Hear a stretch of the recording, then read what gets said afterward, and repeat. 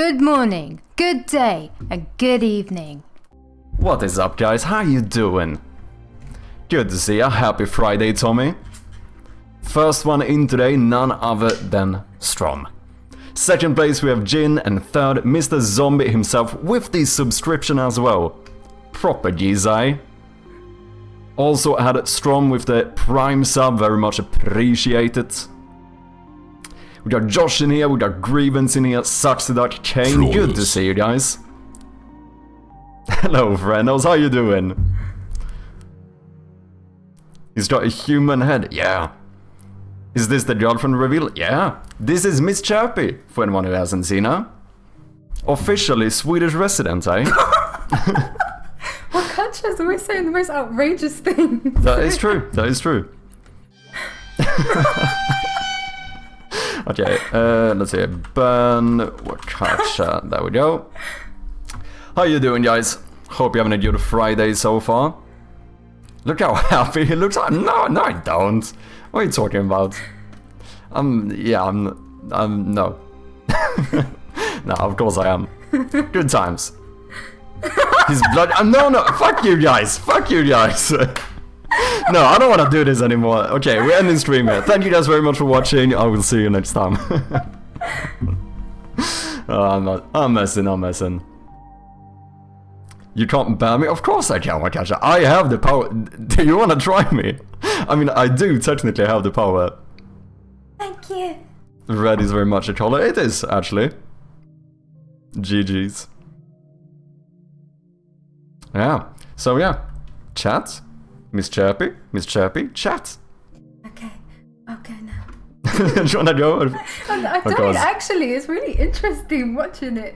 Yeah, do you wanna take over? I can piss off if you want. How can I? Oh my gosh, I don't even know what to say. No, here. I'll give you the floor.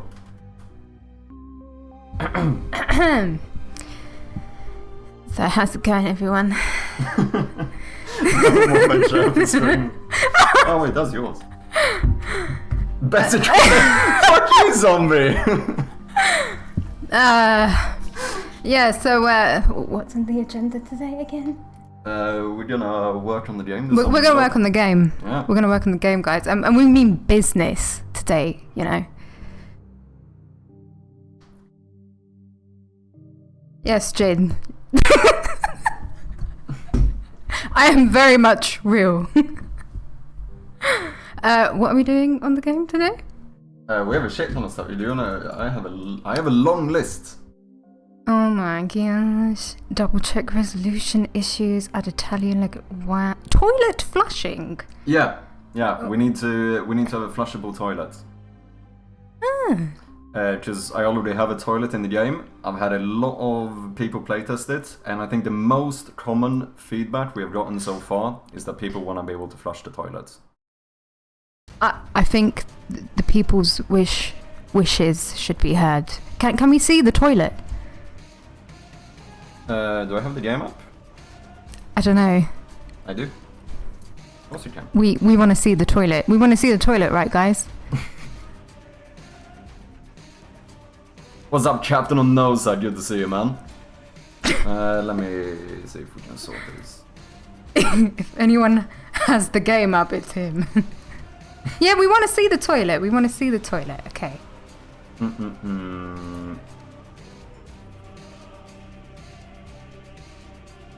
Boom. It's a very nice toilet. Very nice shape. Yeah, here's the bad boy. There's the bad boy. There he is. If the toilet is a he, is the toilet a he? Did we think about this? I have not considered this. Where is it in Portuguese? I actually don't know how to say toilet in Portuguese. You're crowding in here yet? So we need someone to help us. It's actually because I'm extremely inexperienced in this. This is the first time I tried it. I've never... I've done like videos, but not like, you know, this kind of thing. It's very unscripted. It's difficult stuff. Do you want a tip? What? A tip. Read chat out loud before you respond to someone. In German, the word for toilet is female. Okay. Yeah, then we'll go with that. It's a female. A toilet is... I'm too scared to read what Wakacha says. Yeah, no, when it... normally, you can just read what people are writing. When Wakacha says something, you read it first, and then you decide whether to read it out loud or not. I think that makes sense. Yeah. Right. Well, yeah, I suppose there's nothing wrong with that comment. I like how Miss Chirpy leans into the mic like she's accepting an award. What's up, Tommy? Also... Does the guy didn't like how you drink your tea? We already had this discussion, but, you know, we all like our tea in different ways, and I respect that. I really do. Also, what type of barbarian lets their toilet paper roll to the grimy floor? I don't know. That's why this is a horror game. Because, you know, and that's why you see horrific things. Like toilet paper on the grimy floor. Next to the plunger! I know, right? That is actually pretty nasty, to be honest. Should I move the plunger? No, I think, the plunger probably adds to the nastiness. Or should I open the toilet and just put the plunger inside? I'm stunned, good to see you, man. Also, no poop scraper thingy, the toilet brush thing. Good point. Good shout. Does Miss Chirpy know about bathwater chirp?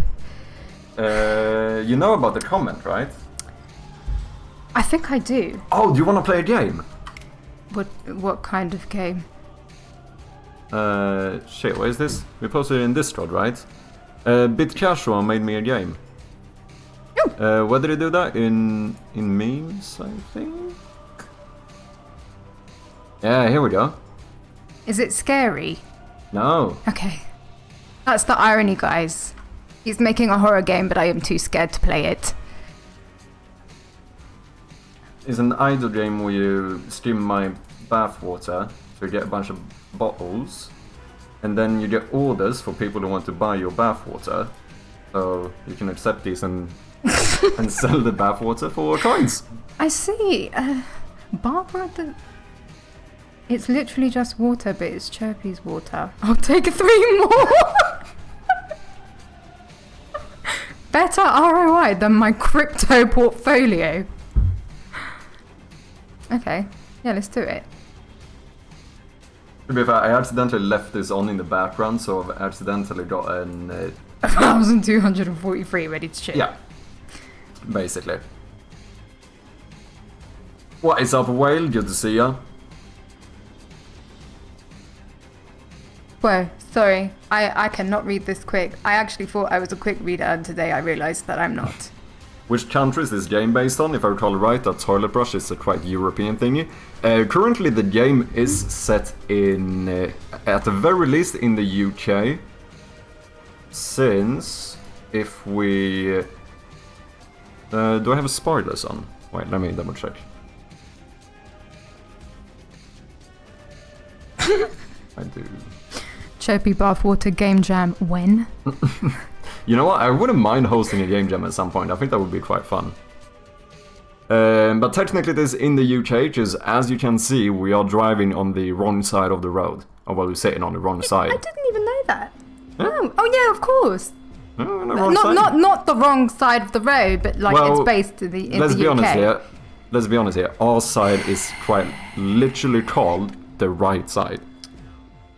Yeah, well... I mean, you can't really argue against it. Let's be honest. Wrong side of the car. You're glad... Bayonetta offers siren. Thank you very much. How do I say one's name? Which ones? Canudi. This is how you know that you're a true Twitch streamer. Mispronouncing people's usernames is like the peak of streaming. I already knew. Oh, I were talking don't about. know the reference. Thank you very much. I just say Kane. Kane, thank you, Kane. I appreciate it. They're pretty big glasses, actually. Sometimes I feel like I look a bit, maybe a bit odd, but I like them. Swedish population voted keeping left side driving. outrageous. Wakacha. Wakacha really... Well, you don't really know what goes on behind closed doors, you know? You don't really know.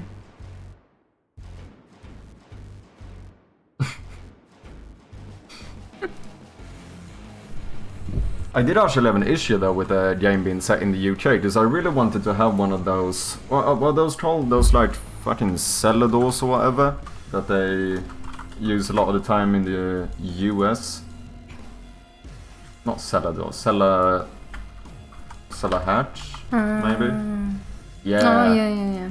You know, I wanted to add something like this to the game, That's actually but then the more I looked into it, it seems like this is, generally speaking, a very American thing. Yeah.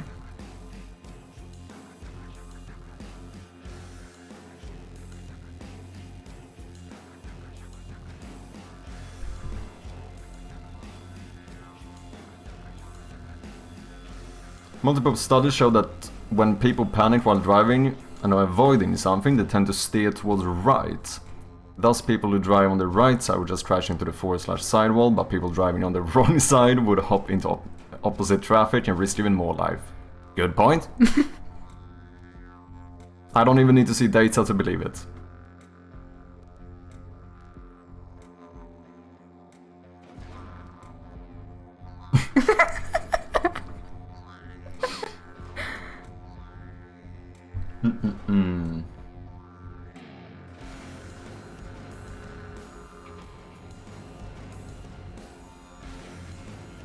Is that just because people are right-handed? That probably made sense. I wouldn't be too surprised if that's the case. Wait, I'm supposed to be coding later? No worries, zombie. Happy coding, man. How you guys doing? Are you having a good Friday so far? Any fun plans for the weekend?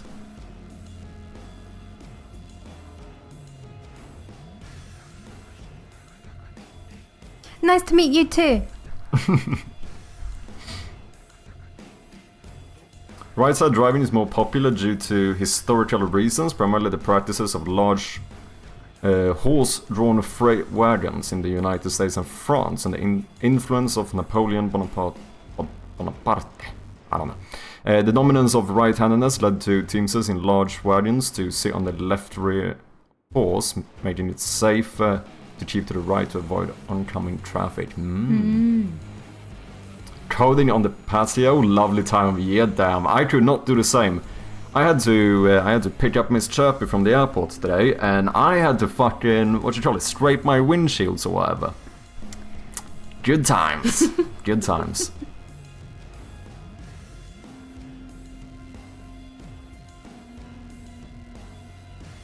If the people in left side traffic countries also steer right. I mean, I think as Greven said, the one thing I could see is, you know, majority of people being right-handed. I could see that potentially having something to do with it. I mean, it would seem fairly logical, I suppose.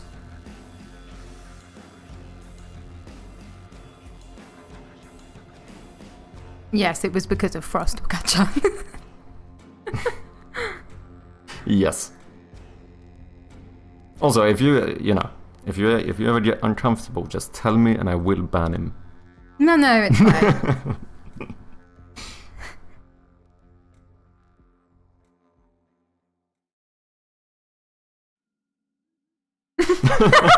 Oh, which actually is sad now. Nah, you're fine, you're fine. Should we get to work? It's time. It's time. It's time. It's time to get down to business. And defeat the Huns. Dun, dun. You know Milan? Great song, great movie. I don't know it. Well, I do. I don't know any references though. Work? Yeah, we have quite a lot on the list, and for anyone who does know, it is officially 6 days left, right? Until the demo release. So I'm not stressed. We're never stressed. Not at all. But dude, just know you're here, so whenever I don't have time to work on the game, you can just do it for me. Yeah, that was totally what we were gonna do. You know? Yeah. Isn't that the point of this? That was the point of this. Yeah. I can't even read it. What you shot? Oh, fucking hell.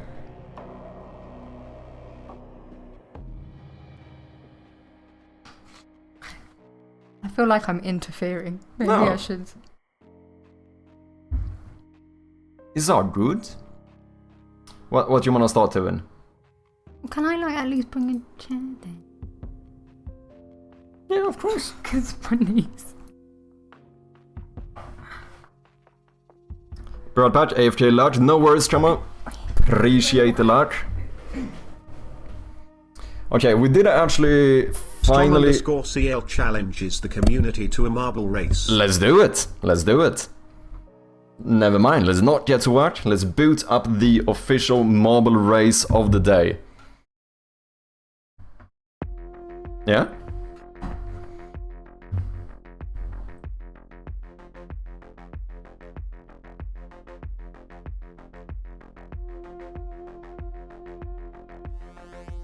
We're gonna have a marble race now.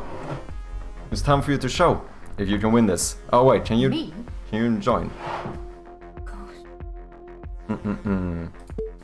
Strom, as the redeemer, do you have a preferred map?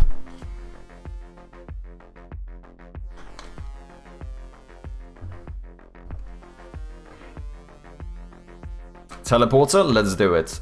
3, 6, sure. !mark, join in the chat if anyone wants some marbles. Let's do a little prediction as the new tradition is as well. So whether or not the challenger, Strom, will win. If you wanna gamble some channel points, then the prediction is up right now. Då har vi ner Strom, Wakacha.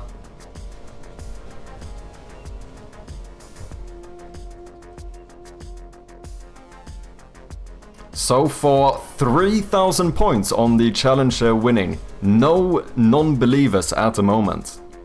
Someone is a bit cocky. 50-50, true, true. You don't have Twitch on your phone, do you?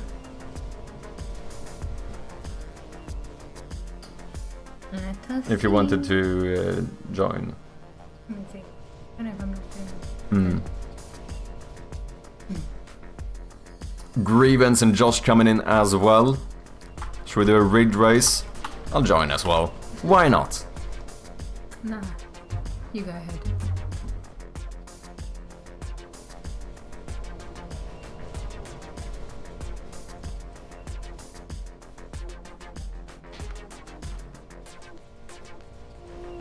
Holy shit, okay, we have 12,000 points bet on Strom not winning.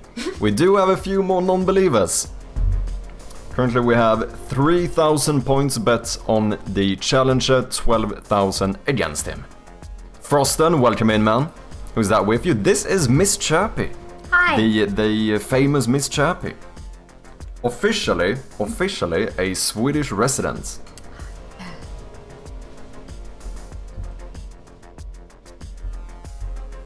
Believe it or not. How you doing, Frosten? Hope you're doing good. Yeah, we have a few seconds left in case anyone else wants to gamble some challenge points. Channel points. If anyone else wants to join and have some marbles, type !mark join in the chat. Otherwise, we're gonna be starting in about 10 seconds.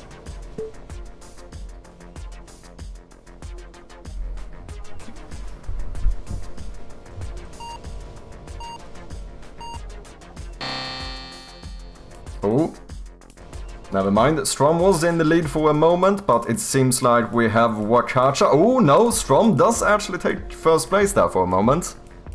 Pretty tight so far, going into the Plinko. We do have Wakacha still doing pretty good though, but Strom does manage to take the lead.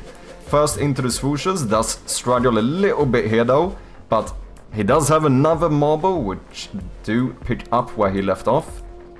And so far, you know what? He has a pretty big lead. But we do have the second teleporter here where he does get caught, but fucking easy peasy. He actually does do it. Josh in second place. Wakacha third. The other Josh in fourth place. The double Strom. Myself, Wakacha, Strom. Great grievance. And yes, I still haven't fixed the bug with the invisible little obstacle here. Is that the last one? Am I last place? No. We have more people struggling. I think those are the last. And that is every marble in... Oh no, Strom bet against himself. Oh, fucking hell. Okay, so we both did win and also lose. We had 2 non-believers betting a total of 12.1k. We had 1 believer betting 3k who is going to take it all. Which is the challenger Strom did in fact end up as the winner. So with that, we are going to complete the prediction.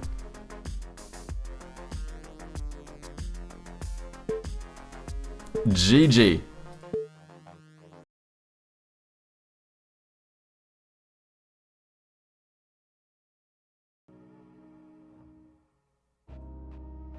Doing good, my chat animation got approval from someone I know is good at pixel art. Now the goal is to separate things to make a copy and see how small I can make it without ruining quality. Do you wanna share anything for us then? You wanna show us how it looks? Feel free to do so. The chat is 144 pixel height times 244. That is pretty big. That is almost my entire game canvas. I was the only one voting yes, you were indeed. What is up, Cankles? How you doing, man? Good to see ya. You know what would be fun to do? Just have you play through the game. The only issue is that I don't know if I want to spoil it yet, since it isn't publicly available yet. But maybe after the demo release, we might have you play through it. Maybe. Yeah, you can do it. Can I? Of course you can. Dear little chirpy, you are blushing. Stop blushing, or don't. Whatever you want. You whoa oh whoa, bulgy wulgy. Why do you do this, Wakacha? Can we have Miss Chirpy here now, can we behave for a second? Can we... I wanted the chat to have some autistic style, I guess you could say, so start it big and start making it smaller, okay. Or to be more clear, I want them to look like a cat, Yeah, I don't know, organic shapes are definitely a bit more tricky. Anatomy and all that.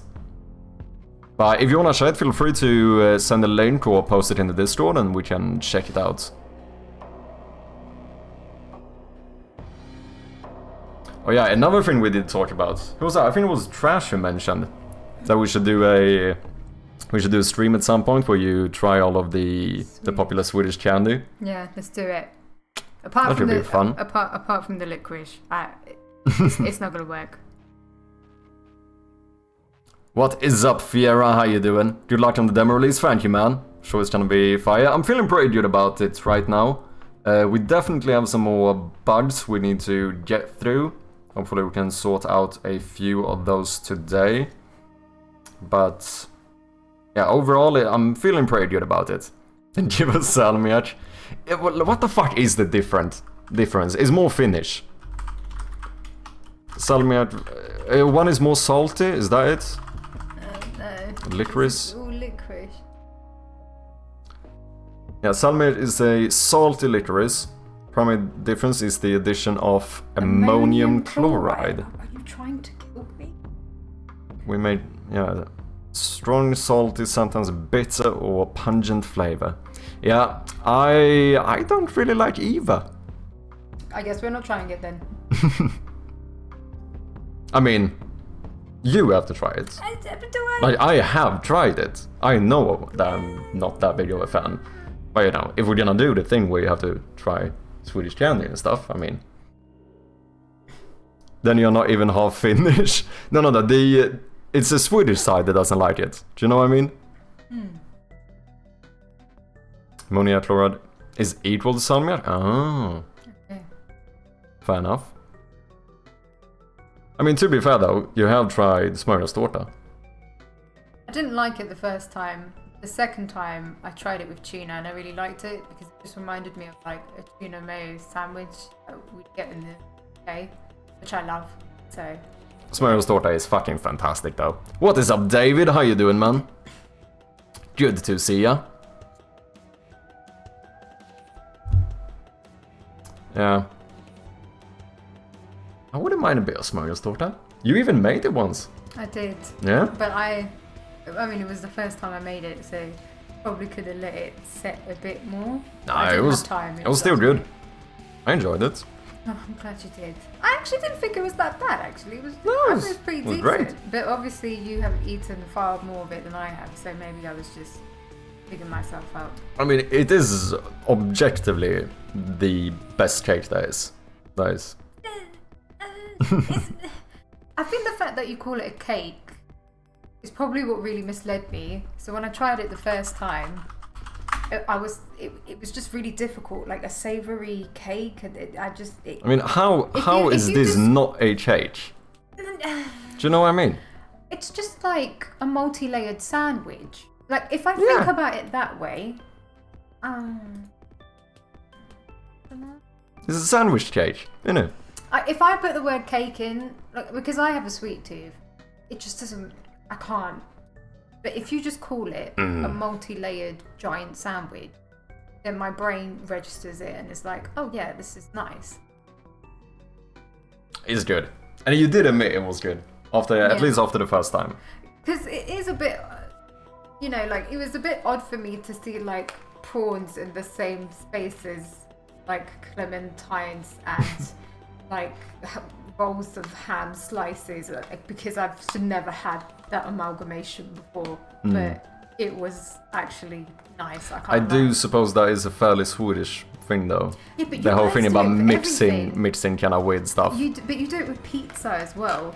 Like I remember, like one of the first times I had pizza here, I just wanted a pepperoni pizza, and I looked at the menu and it was just endless different flavors with endless different ingredients, and I was like, can I just get a pepperoni pizza? But I actually think it's pretty fun. Like pretty much every pizza place here has. I mean, it's not uncommon to have more than 100 different ones. I think there's at least 80. Like every place will have at least 80. I think I've read that somewhere. I think it's cool though. Like it's experimental, but if you're used to... and also I can't say too much because I'm pretty biased. I like all of the weird pizzas. Yeah, you do. I don't really mind them. Some of them are actually better than they sound, to be honest. I did not think I would like chicken peanut. Bananas on a pizza. Chicken peanut is a fucking good pizza, it's not man. bad. It's actually okay. Chicken, curry powder, peanuts, and banana. Good shit. I didn't mind the curry powder. And then you get a bit of that, like, Swedish fucking curry sauce thing. That's, not One really thing curry I'll sauce. say, Dip it in that. I love the different types of dips you get here. Because obviously when he comes to the UK, it's like mayonnaise and ketchup and brown sauce, which I still love, but he's just like... Mayonnaise shouldn't even count as a dip, though. Mayonnaise is a dip. Mayonnaise is life. Mayonnaise is great. It's a... Chili mayo. It's like an ingredient that I'm indifferent to. No. But as a dip, it's not I mean, it could be an ingredient, but it's more than that. Does she like the beans on toast? Did someone say, do I like the beans on... Absolutely. We love beans on toast. Love it. I'll show the last copy. God. Do you know what it's funny? What is up, Remax? How you doing, man? Who this? This is Miss Chirpy. Hello. Officially Swedish resident since today. Let's go. Hope you're doing well, Chancos. I'll show the last copy saved. Tail is different color because I wanted to tell the body from the tail while I'm making the tail. Show your work. Delete in a few minutes. You don't have to, But it is up to you. Let's have a look. Wait, should we do this? There we go. That looks pretty fucking good, man.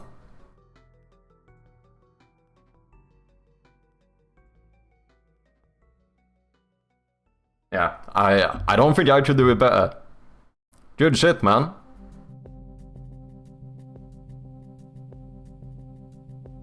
Mayo is not a dip, I agree. Does while here just tell him what toppings you want? But wait, are you not... You're from the US?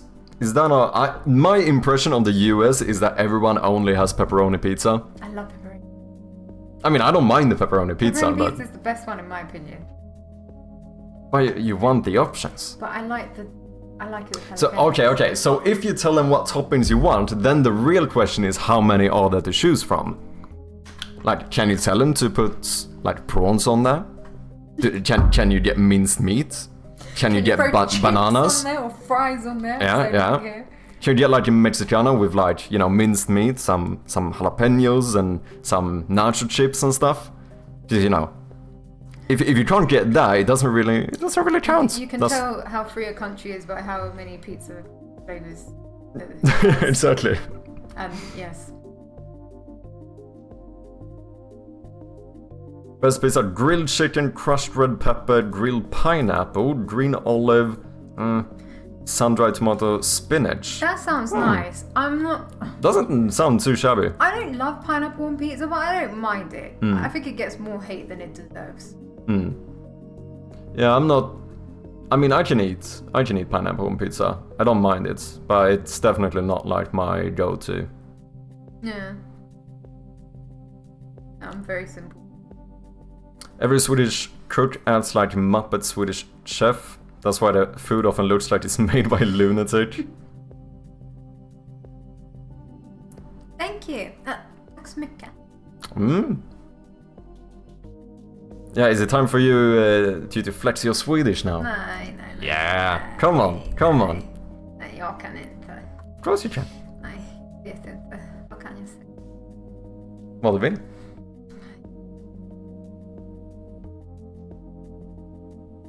Who the hell puts a banana on pizza?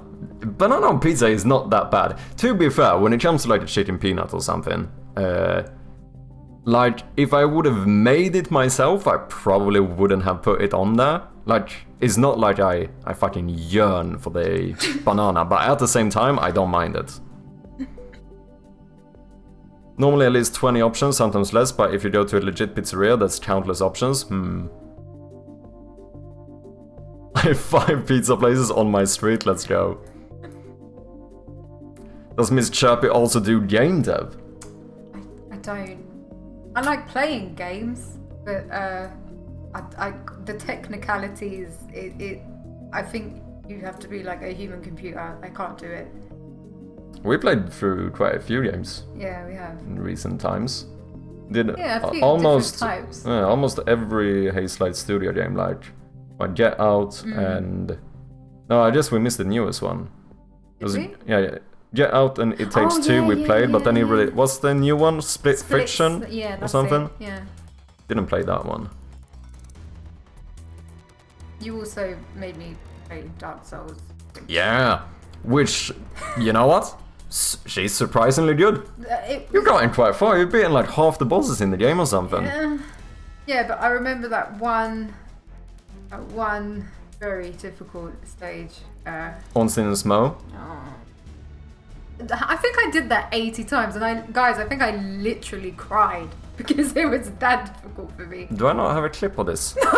I think I have a clip of this on my Instagram. No. That was the main moment. I'm almost certain I do. I think you do, but... I think I uploaded it to my story. It was very... Probably in here or something. Let me see if I can find this. Very important. That was a proud moment. It was very satisfying, though, I have to say. I like the pineapple with the olive. The sweet and salty are better than... Yeah, I suppose it creates a nice contrast. Oh yeah. Brother, what do you mean not that bad? That shit is worse than pineapple pizza. My favourite pizza is bolognese, kebab, mozzarella cheese and goat cheese and a few slices of pepperoni, so I can't really complain about your disgusting banana bit. Well, Katja, do you have high cholesterol? That sounds very heavy. But That sounds pretty nice. it does sound good. I wouldn't mind it. Okay. Bolognese? No, you could get bolognese on pizza. Yeah. You can get it at What, like most of actual- them. Like the bolognese pasta type meat. Yeah, it's like Not you know, minced meat, no, but no, actual bolognese. like even to be real, when I said minced meat, I actually meant bolognese, Oh. because it is like with the sauce or With the- whatever. Oh, Yeah. okay.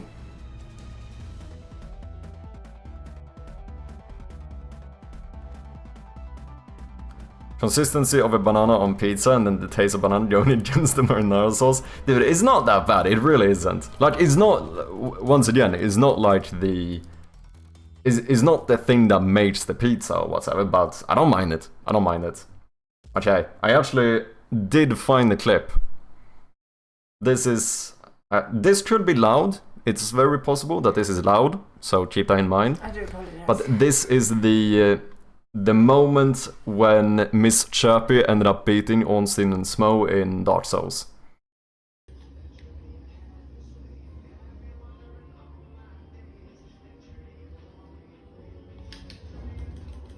fucking have you, you dick! Yeah! Ah, good shit.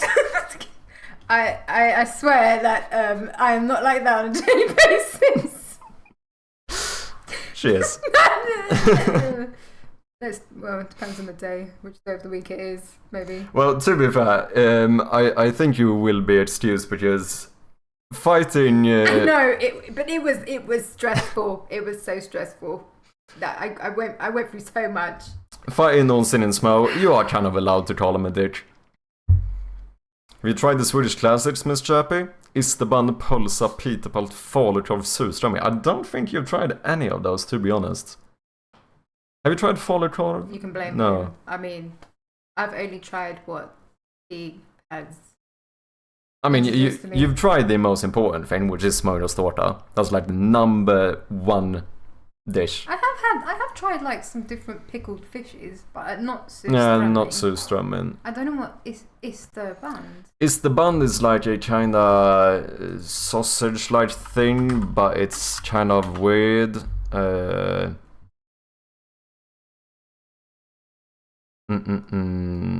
Made on pork meat, potatoes, and or corn thingies. That sounds nice.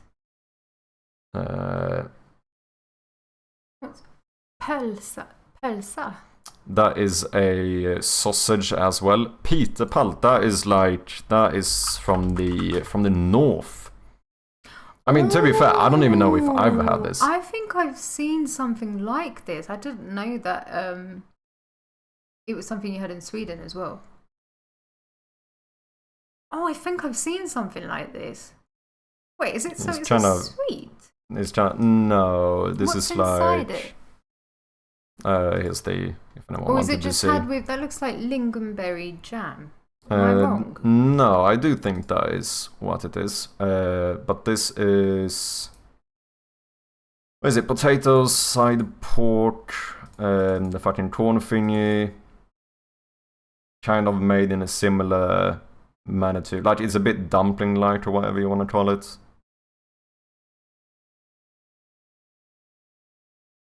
Falukorv is fucking good though. I would actually like to try that. Pitepal. This is like massive sausage. Yeah, I haven't tried this, but I know that I've seen people make. Yeah. No, yeah. wait, no. Didn't my father make this one? No, he did. Yeah. Yeah, I think tried I this. think you have. But I eaten haven't this. had it with the typical, like the macaroni and ketchup, because I've seen people make that on Instagram. Yeah, I I like think- food. I like watching people with their recipes and stuff. I've definitely seen this. I think we might have had something a bit more similar to, like, you know, this kind of thing. Whatever. Have something similar to that in Japan? Yeah, but like I said, to be honest, I actually haven't tried too many of those myself either. I mean, I've had falukorv. Surströmming I've never had. I think I've had isterband.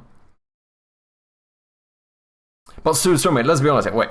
I know we have a few Swedes in here. How many of you have actually eaten surströmming? Because I feel like this is the type of thing that, like, you know, it's a very popular thing or whatever, but I feel like vast majority of people just haven't eaten it. I feel that is my honest assumption. Yeah, you were just trying to put us through pay. No, it kind of feels like that is a little bit. Oh, something though, caviar. That is proper Swedish. I'm not a fan. I'm not a fan of Kalles caviar. Kalles caviar. No, I can't do it. Seriously, look at this. Look at this. I want to like it, but it's fucking beautiful. It's so salty for me. And I actually love salty stuff, but I can't, for some reason, I don't know why, I can't do Kalles caviar. I want to like it, but it's difficult. It's not easy. There's few things that have been matched as well as egg and caviar. Maybe I need time to adjust to it. I don't know. Not really. It's good.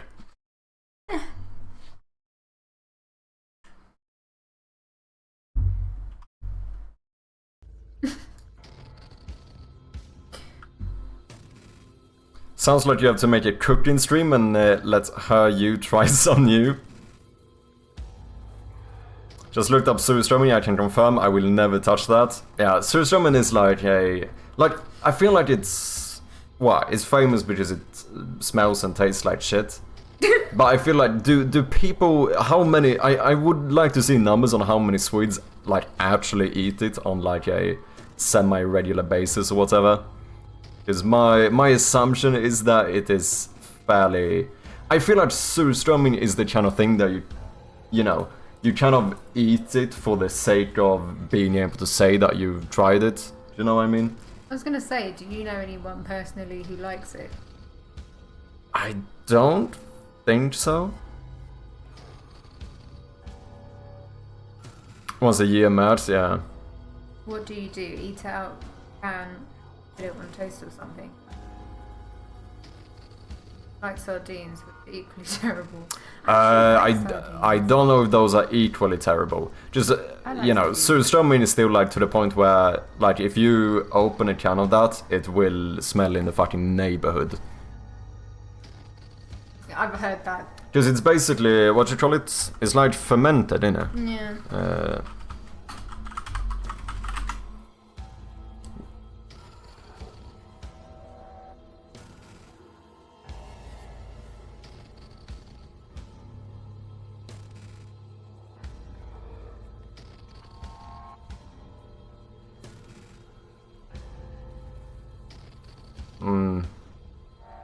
Yummy.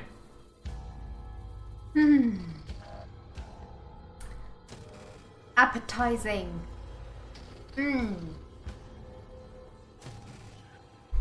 Yeah, I don't know. Like I said, I feel like surströmming is the type of thing that you eat just to be able to say that you've eaten it. What is up, haircut? 2 chirpies now? Indeed. How you doing, man? Good to see ya. Good to see ya, man. Okay, I do think I need to get to work though. We do have a fucking demo to release. Well, nice to have you guys meet each other at least. Thanks, guys. It was great to meet you all. I am going to. You can chill in here if you want though. But I do need to get through some of this. I got quite a lot of feedback. Of course. Right. See you guys. She can stay with us. Never mind, they want you to stay. Goodbye, Miss Chirpy. They're saying bye now. Bye. Hey, door. So yeah, we had some playtesters play through the game, and I've gotten quite a lot of... God, now we have to deal with Mad Chirpy. Come on, man. Come on, man. We're getting quite a bit of feedback that we need to look through. Some are not like huge priorities, some are a bit more important. We have one really weird thing, which is the map in the game will sometimes open when you try to open the inventory. And it's happened to me like once, I think, and I did see it happen to one of my playtesters as well, and I have no fucking clue what causes it. At first I thought it could potentially be because you accidentally like click on the map here. The thing is that even if you would somehow manage to hit this hitbox, that should actually close the map, not open it. So I have no fucking clue why that happens. I think I can't even test it, because if I put 16:10 aspect ratio, you can just about see the map.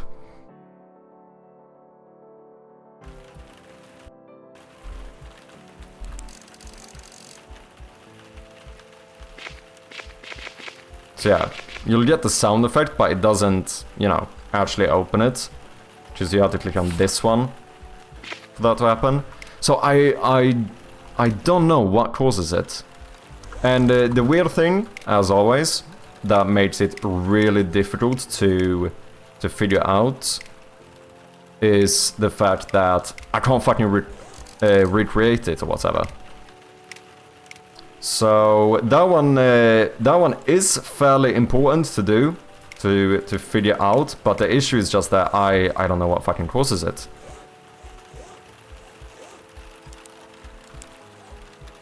I said it's happened, as far as I'm aware, it's happened twice in like all of the playthroughs in the game. I did it once. I know that one playtester did it.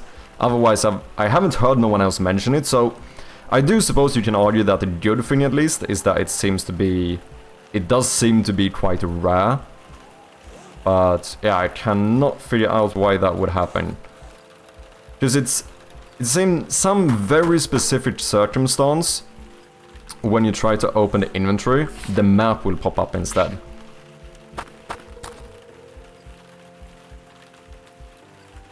Programming UI makes me want to pop my eyeballs out with a spoon. What is up, hamster hammer? I don't know, unironically, I actually think UI is pretty fun. I don't really mind UI that much. Yes, the best kind of debugging is when you can't replicate a problem, yeah. Did you fix the VSync thing? Yes, that is sorted, so in the video settings we now have a separate toggle for VSync. So if we show this, you can see that we are now at 60 FPS with VSync off. You know, if I change the FPS, it doesn't affect the VSync, and I can just enable and disable this. So that does seem to work fine. So yeah, I don't know, this would be nice to figure out, but the issue at the moment is that I wouldn't even know where to start. I actually have no clue what causes it.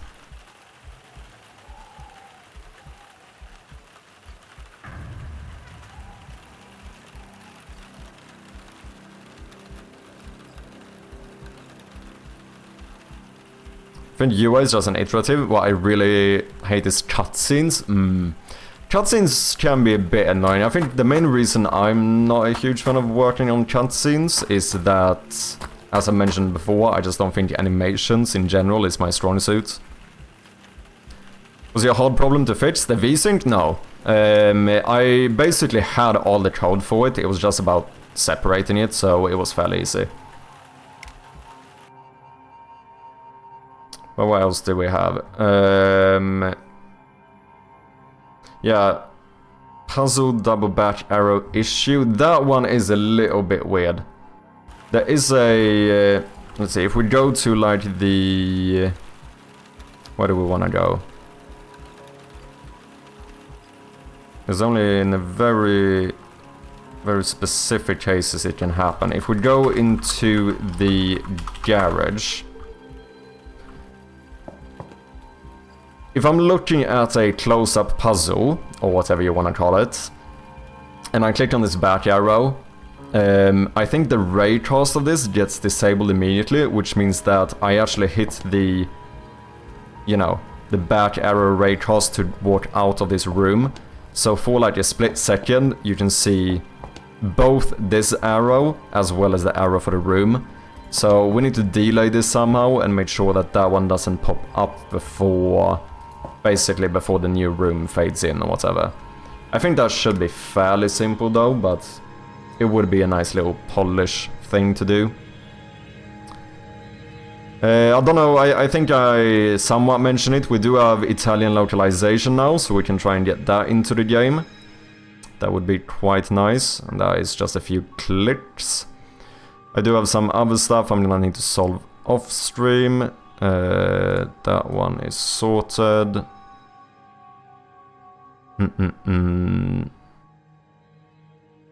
I also have one issue which I'm stressing a little bit over, which is the fact that currently the playtest actually seems a little bit longer than I thought. The average time right now is, I mean, it's above 30 minutes. We also have one puzzle that is a little bit on the harder side. I don't know, that one is really difficult because basically so far I think around 80% of people have gotten that puzzle, and I think for the people that get it, their reaction is usually very good, like they quite like the puzzle. The issue is that for the like 25% or whatever that does get like stuck on that certain puzzle, they get like really stuck to the point of like not being able to finish the demo. So there I'm also a little bit like, I'm not entirely sure what I want to do. I mean, you also have to keep in mind that this is a puzzle game, right? Like, it is a horror game, it's also a puzzle game. And whenever you have a puzzle game, there's gonna be a risk of people getting stuck. The question is like when is the percentage of people getting stuck too big? Do you know what I mean? Because obviously when we release this demo, it is a little bit more risky because we're gonna have reviews, right? And if someone gets stuck, it's possible that they're gonna end up leaving a bad review, and obviously that wouldn't be too good. So yeah, that one is a little bit tricky. Right now, obviously we don't have the biggest testing pool, but the amount of people that have gotten stuck on that puzzle isn't too high. So I think it might be fine, but yeah, I don't know. If the puzzle is fun and doesn't get boring, length of completion doesn't matter. Yeah, but that is the issue, because I think for the people who got stuck on it, like, they got proper stuck to the point where, like, how do we say, like, I kind of had to nudge them a little bit. And I think if that would have been the average Steam user, I think they would most likely have rage quit instead. But like I said, it's also difficult because right now the testing pool is like, you know, is not super big, so... Dev response, get good. I don't know, it's a little bit of a tricky one. We'll see. We're gonna have some more playtesters play through the game as well, so that's gonna give us more data points. Oh yeah, another thing, a pretty good idea, mouse-only pausing, as in a way to be able to pause the game just with the mouse. Because right now you do have to click escape. And I actually see the reasoning for why this could be good, because at the moment I've tried very hard to make sure that although we started adding like key bindings and stuff, the entire game is fully playable with mouse only. But you can't actually pause the game. That's the only time where you actually need to use the hotkey or whatever. Obviously, I'm not a huge fan of like having actual UI elements, but I'm thinking that potentially we could have something where maybe if you like hover one of the corners, maybe a little like a drop-down menu pops up or something, where you have a little cogwheel, you can click on that one to pause the game. Potentially something like that. What is up, Boolean? Good to see you, man. I'm against mouse-only pausing on modern-day devices. There's Alt-tabbing instead. But wait. What does Alt-tabbing have to do with it? Alt-tabbing is different. Alt-tabbing is to switch windows. But Alt-tabbing, like I can Alt-tab here, but it doesn't pause the game. I do suppose you could argue that maybe it should pause the game. Because I could read if the application ends up in the background, you automatically pause the game. You can certainly do that.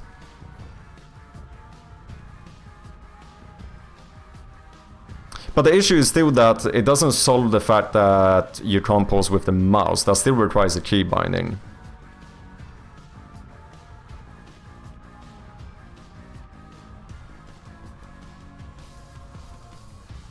Like, I don't see, because I suppose that the thing that confuses me, Blue, is you're saying you're against mouse-only pausing. To be very clear though, when I say mouse-only pausing, I don't mean that mouse is the only way of being able to pause. I meant mouse-only as in like the game should be playable with only the mouse, not that it shouldn't be playable with keyboard. Does that make sense? Because right now, if you would like to play this game using only the mouse, the one thing in the game that you can't do is to pause the game. Which, I don't know if that is a little bit of a weird inconsistency, where maybe you should be able to do that.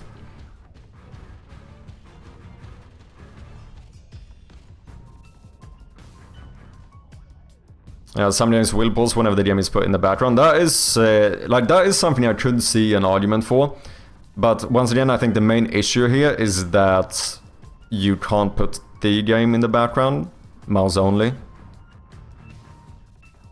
Like the question is more so like, should you be able to do literally everything in this game using only the mouse? And so far that has kind of been my mentality, since at the start we didn't even have key bindings either. Boom Trout, welcome in, man. Yeah, I think just have it drop down on hover. That's kind of what I'm thinking. If that's what happens on PlayStation now, they pause when you press the home button and then resume when you return. Yeah, but that's with a controller. I feel like that's slightly different. I'm doing the same with my game, but opposite. I want the game to be playable only keyboard. Yeah. That would definitely be a bit trickier for my game. Unless I do suppose you could do something where you can actually control the cursor with like the keys or whatever. But no, I think it depends on the game, right? I do suppose it's like Chantrell said, like the main reason here why I kind of want the game to be playable mouse only is that, it's a point and click game. It kind of makes... I feel like it makes sense that you shouldn't necessarily have to use the keyboard. But like I said, obviously I don't want to just put a big gear icon in the corner, because that would kind of ruin the immersion. But having some type of drop-down menu is something I feel like we should do.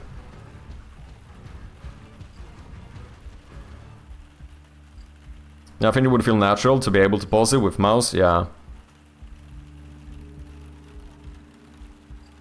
Wasn't suggesting you do it for your game, definitely depends on the game, yeah. I'm pretty pumped for the demo choppy, just played Yalu and never knew how much I would love a point and click. I don't even know if I've heard of that game.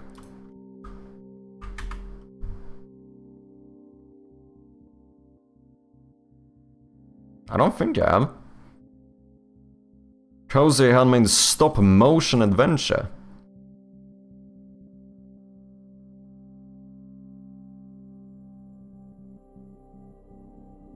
Guide your wooden mouse through a labyrinth of puzzles and unknown dangers in search of an exit to a happier place. That is pretty fucking cool. The fact that it's like stop motion. Do they have a trailer?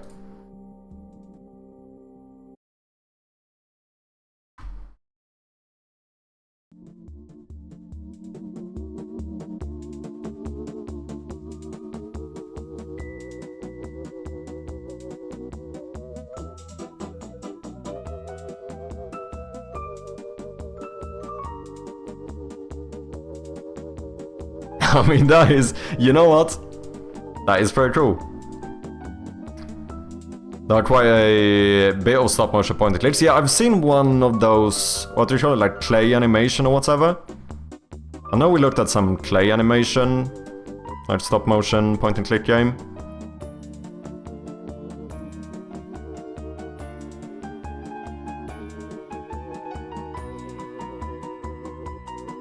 Yeah. That is pretty cool. Yeah, I don't know. Like I've said before, ironically, I actually haven't played that many point-and-click games myself either. But obviously I've tried a few more after I started working on this game, and I've actually quite enjoyed them as well.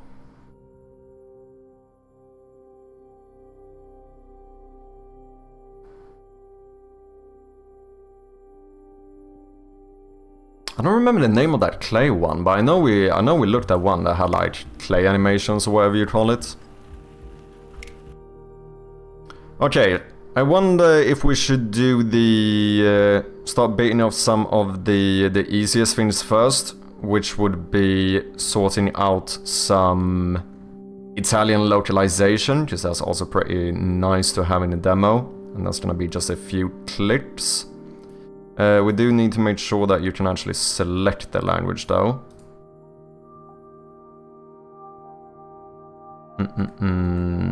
So let's jump in here.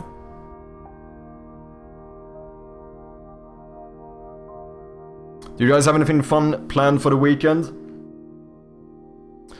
You might have to excuse me, by the way. I'm gonna be a little bit more... I might be a little bit more low energy today. I might have slept like a total of 3 hours or something.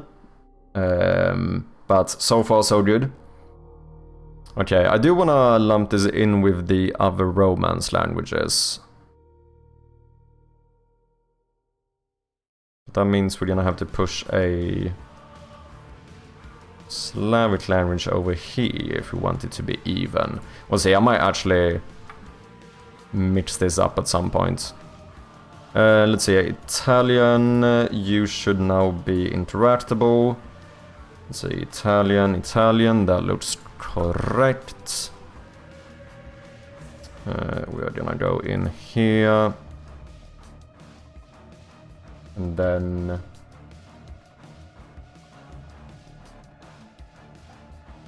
I just need to get the new localization.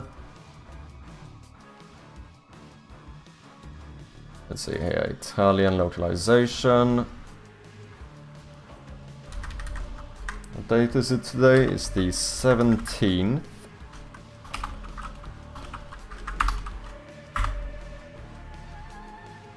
Boom. Copy that. And then...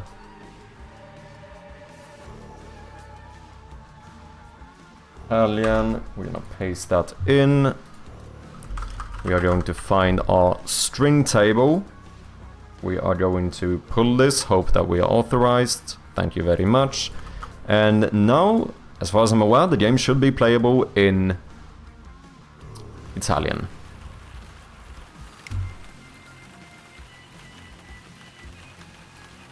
Yeah, definitely overlooked genre for me. Yeah, I think it is a little bit. I mean, I don't know if it probably isn't an overlooked genre in general. I think it's just one of those like kind of... I don't know if it would be like of course it might be overlooked for you. That's not what I'm trying to deny. I'm just saying like in a general sense, I feel like it's a bit more of a like forgotten genre. Because I think point and click games were really big. But it is a quite classic, like it's kind of like you know, those classic dungeon crawlers where you like, you know, grid-based movement or whatever. Like, similar to that one, like, it was a big genre at one point in time, right? It's just that it is a little bit of a forgotten genre. Maybe even... no. I don't think I would go as far as to say that it's an outdated genre. No, I probably wouldn't say that. But it's definitely... today I would probably say that it's a bit more niche. Oh yeah, look at that! Did it update here as well? Yeah, Lingua.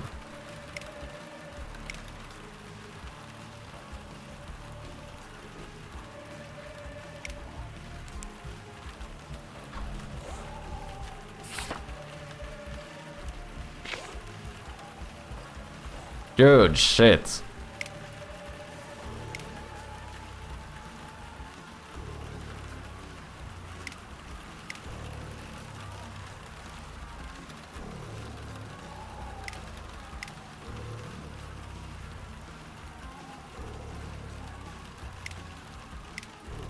Looking good.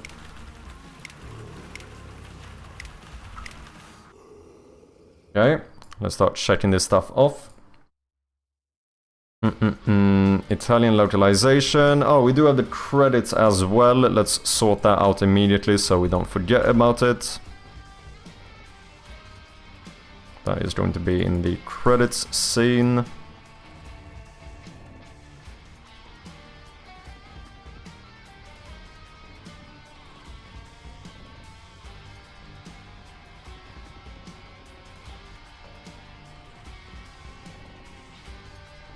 Nice.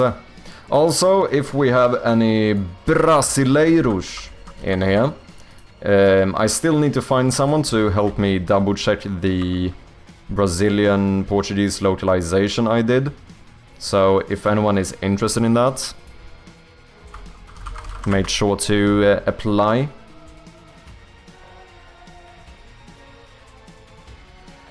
Okay, this is now going to be language Italian.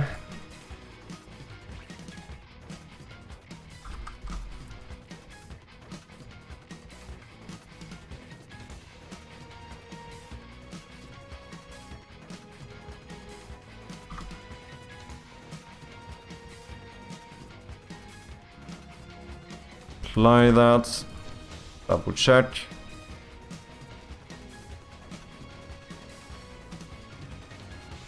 I have something planned right now. Never mind cooldown, we're gonna do the marble race. Is that what you had in store for us? Same here, like 4 hours, damn. I'm gonna give Blockbench a try. Ooh, nice, man. That seems like a... I know Hillfoot Games started using it. It seems like a cool software. Yeah, we now have Italian in here in the credits as well. Good stuff. Okay, so that should be sorted.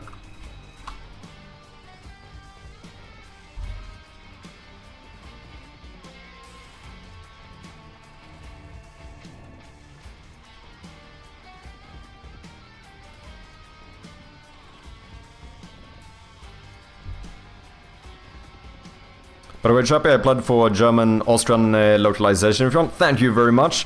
I do already have a localizer for German, but like with all languages, even if someone is already localizing it, you can always feel free to apply anyway, because you never know, people might not have time for the full game or etc. So in that case, it's always good to have backups no matter what. And certainly going to be good to have people double check. You know, if you wanna try the demo in German, that's always good as well.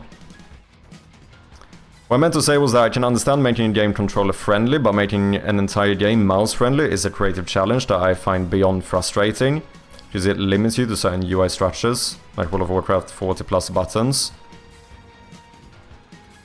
Yeah, I think this is a very different context though, the game being point and click. like, the genre itself is almost a mouse-only genre. Do you know what I mean? I feel like that slightly changes things. Because when it comes to like a MMORPG, I feel like it's probably more an exception for games to make it mouse, to have like mouse-only support.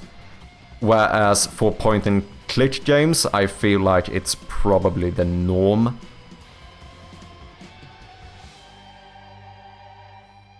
Like, I do see your point for like a lot of other genres. Like, if you're, I don't know, if you're making like a FPS game or some like, I don't know, you know, platform or something, yeah, you probably don't really need to think about trying to do mouse-only support. But like, point and click, like the name of the genre involves a mouse, right? Like, point and click is the action you do with a mouse. So I think that does make it different. Never the Harold Halibut, and while not exactly point and click, it's kinda close, Telltale Wallace Gromit game. I think that might actually have been the one I had seen. Bothered me enough to Google the names of game I had in mind. Yeah, I think it might actually have been the Wallace Gromit game that we looked at on stream a while back. Almost shot my pants, started adjusting my monitor and it started flickering green. Oh no, turns out the cable was a loose cable. Okay, I have done the same thing a few times. Yeah, I think it's definitely the norm. Tab targeting, auto targeting in a point and click is almost cheating.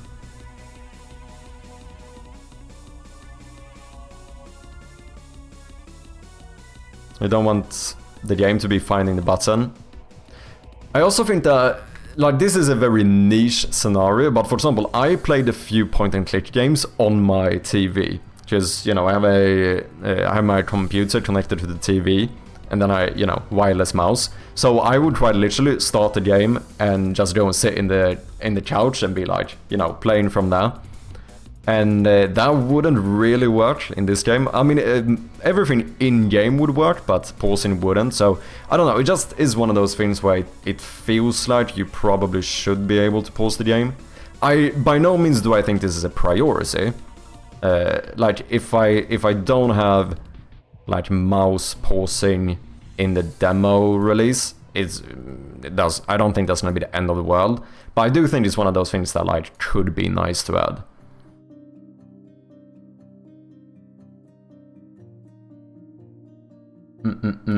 Okay. Yeah, resolution is a little bit... I actually don't know how this works. If right now, in the game, you can only set 16:9 resolutions.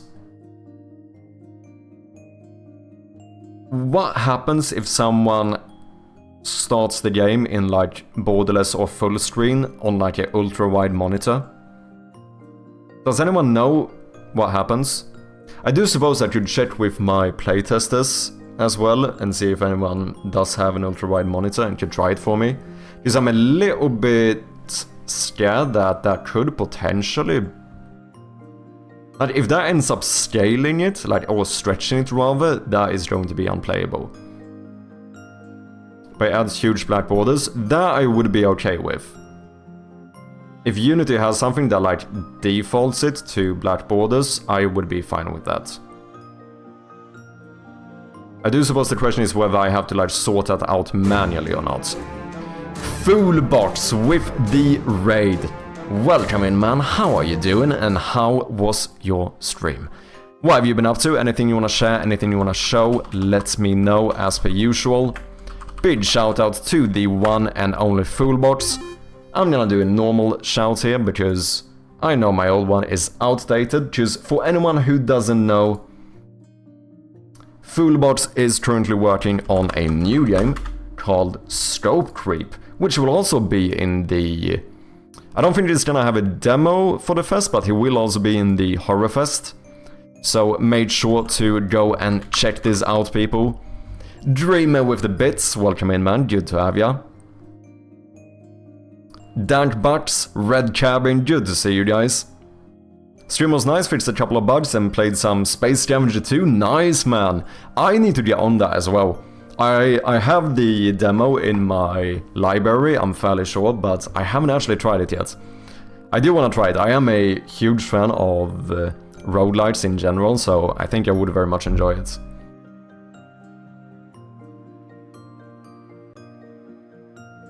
For anyone coming in though, if you don't know me, I go by Mad Chirpy, and we are currently working on a point-and-click horror game called Shroud of Gloom, which, as you might see from the title, we're gonna have the demo release in like 6 days, which is a little bit crazy to say.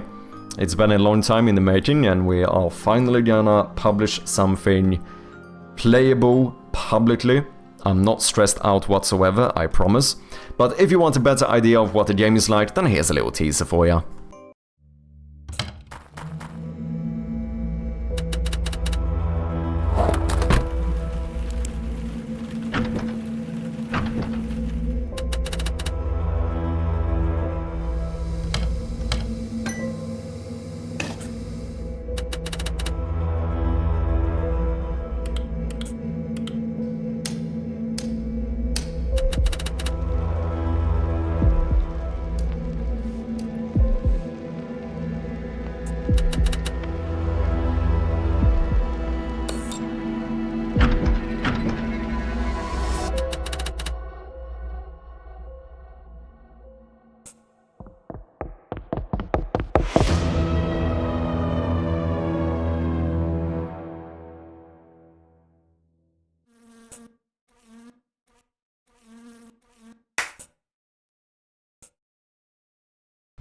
There we have it. Game is available on Steam for wishlists, and we do appreciate those very much.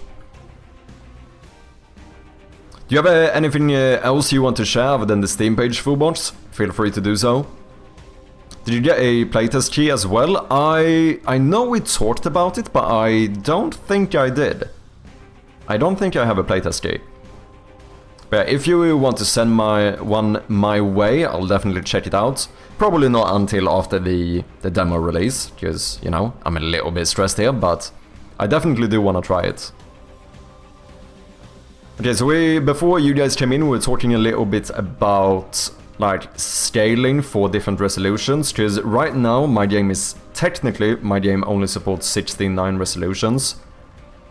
And I'm gonna say right now that my game will never truly support other resolutions like ultra wide and so on, because it's like if you have a 3D game or something, I feel like it's fairly easy, you can just show more, but I don't have more to show.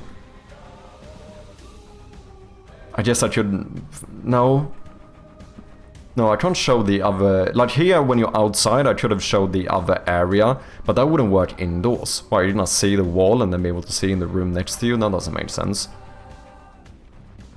So I'm a little bit worried that potentially it could end up being stretched right now in ultra-wide.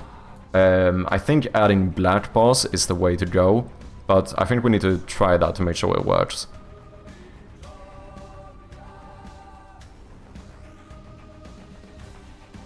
Depends on what's controlling the resize. The system could stretch it, but you can code it to allow for black boxing. Yeah, I think that potentially might be what we need to do. At one day it was my game on ultra wide, and it was still run when the screen camera was set to vertical instead of horizontal. Okay, interesting. Because the thing is that I actually don't think I want to move anything, right? Like, everything should remain in the same place, which I assume means that I actually want to set everything to be anchored from, like, the center. Unless I can do something to override that, to still only have this be the playable area, that might work. Depends on if you lock that ratio, or if it's also, then it will scale. Like the ratio, I do set like screen dot resolution or whatever. Hey, anonymous gifter with the subscription to Foolbox. Thank you very much, fucking legend. Very much appreciated. Okay, I'm gonna snooze this incoming ad here. And another one to Red Cabin Games. Thank you very much. Thank you very much. That does mean a lot. You almost need a little bit of logic configuration to handle weird resolutions. Simple solution is to wrap your game scene in a black box scene.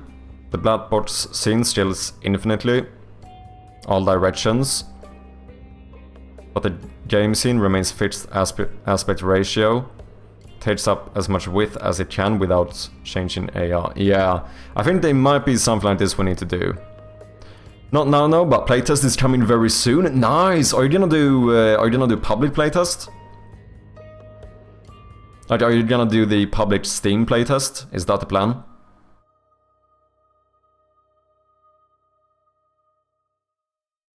Love the locked doors in the beginning of the trailer. Makes my mind go finding alternate paths and hidden keys, etc. Yeah, I think that I actually have to give a little shout out to Mother Sheep. He came up with the idea of actually shaking the doors, giving that extra bit of like visual feedback, which I don't know why I didn't think of that earlier. It adds a ton. Just before you would only have the sound effects, but actually being able to visually see that you're like trying to open this, I feel like it adds a lot. So I started doing it with a lot of things. So if we go up to the mailbox, it's the same thing. I don't know. I just feel like it adds a lot of feedback, you know. Frostcore Studios, welcome in, man. Agreement said just put the game window in the black box scene. The only issue is that the black box scene would end up being... What do you guys actually mean when you say black box scene? Like, are you saying that basically the empty space would be black? Because that would be in background, right? And I kind of wonder if it would be safer to have the black box actually be in front instead. I mean, to be fair though, if the flashlight remains in the same place, it doesn't actually matter if you can see more of it if you want a wider screen. That wouldn't really matter. The issue would be if you would be able to click on something like this. So that would more so be... Like right now the biggest issue is if I switch to 16 by 10. Because now you can kind of see the UI elements.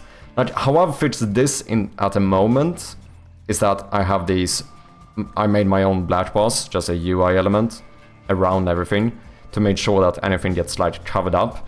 Obviously this feels a little bit weird because you can definitely tell that like the game is cut off, and I feel like the black bars feel maybe a bit more weird when they are at the bottom and the top.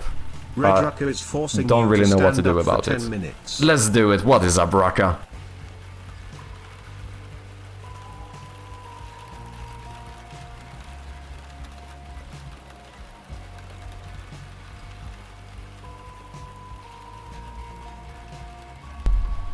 If everything is on the canvas, you stretch the canvas and make the clickables anchored to the center.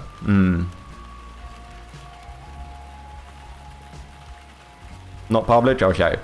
It's gonna be on my Discord for people interested. Nice. Unity might have something built in. I just know how I handle it manually in other environments. I think they might potentially. I need to look into it for sure. Because right now I also default it to borderless. Like the first time you boot up the game, it will start in borderless. And if there's an issue on ultra-wide, that would be a problem. But we'll see. Mechanics, you said you had a widescreen. I don't think I've sent you a key yet, but I could send one to you and you could give it a go and see what happens at the moment.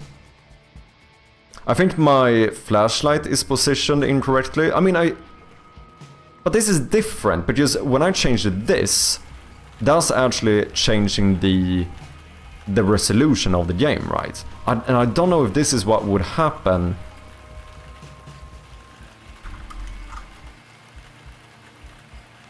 Yeah, because now my actual resolution is set to ultra-wide. But in game it would be set to like 16 by 9 or whatever. So I need to know what happens if it's set to 16 by 9, but I force it on a like ultra wide. Because here you can see that my flashlight disappears. Because I think it's anchored over here. It's anchored to like the right. So that is something we need to sort out. Sorry guys, we do have some ads coming up. I'll take a quick break during the ads, but I'll be back in a minute or so. Appreciate your patience as always.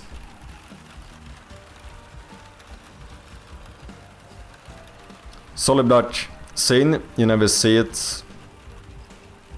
If the resolution was 69, okay. Okay, the ads are running like I said. I'm gonna take a short break here. Just get some tea and stuff, but I'll be back in just a moment. Thank you for your patience, as always. And we are back. Thank you very much for your patience, as always. Let me catch up with chat.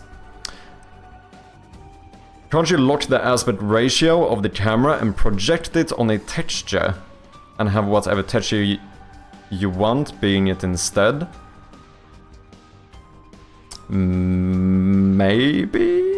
I actually don't really know what the proper solution here is.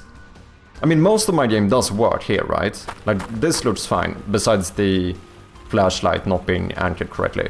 Something that would potentially be good. I don't know, I guess I should... No, can I do that? Would it be possible to also, like, constrain the cursor to the playable area? Because now you can kind of miss the exit by going too far. Like, it would kind of be better if you got the black bars, but, you know, you couldn't actually go into the black bar. Do you know what I mean? Can't you anchor the side stuff to the side?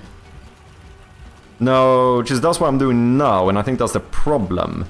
I think I need to anchor it to the center, since we want everything to keep the same aspect ratio or whatever. Captain on no side, good to see you, man. Yeah, you would have to do that, otherwise it would be annoying for us ultra-wide users. I think so as well. But if you accidentally go outside here, that feels odd. I wonder if the flashlight can be fixed by just changing this. I kind of feel like that. No?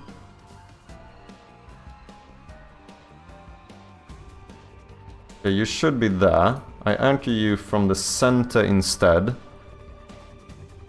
And then I switch to ultra wide. Yeah. Okay. So I think that will solve the flashlight.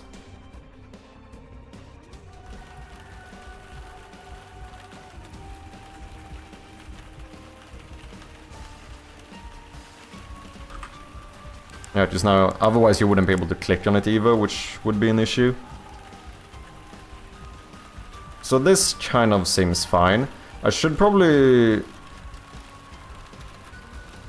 have this be anchored from the center too. Because now it feels weird that this ends up in the corner. Do you know what I mean? And I wonder what happens in the menu. Do I have something weird going on here? No, this kind of does look fine.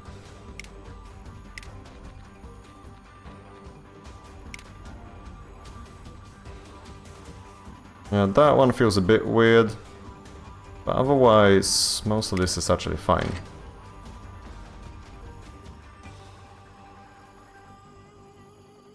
I'm on an even wider screen than that. 3440 by 1440. Damn. The community to a marble race. Let's do it. Ladies and gentlemen, it's time for another marble race. We have a new challenger, none other than Boolean. Second race of the day. Do you have a preferred map, Boolean?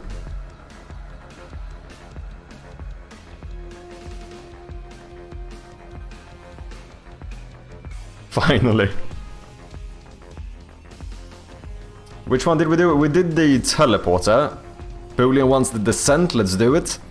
Exclamation mark join to enter the race. You might have to type it again if you were early. There we have it. I see some marbles coming in. As always, we also are going to do a little prediction here. whether or not you think that the challenger will win. In this case, it is none other than Boolean. We're gonna do 2-minute predictions, so if you want to gamble some channel points, go ahead and do so right about now. There are 3 of me, that is indeed. Currently we do it so that default users or whatever get 3 marbles and subscribers get 6. That is how we currently do it. But I did make it so I can change these values whenever I want, but sometimes it's fun having it be a little bit more chaotic with a few extra marbles. Holy shit, 30,000 points bet on the non-believer side, 3,000 points bet on the believer side. A total of 33,000 points. Does anyone remember the last record? It used to be high 30s. Didn't we hit like 45,000 channel points or something in one of these?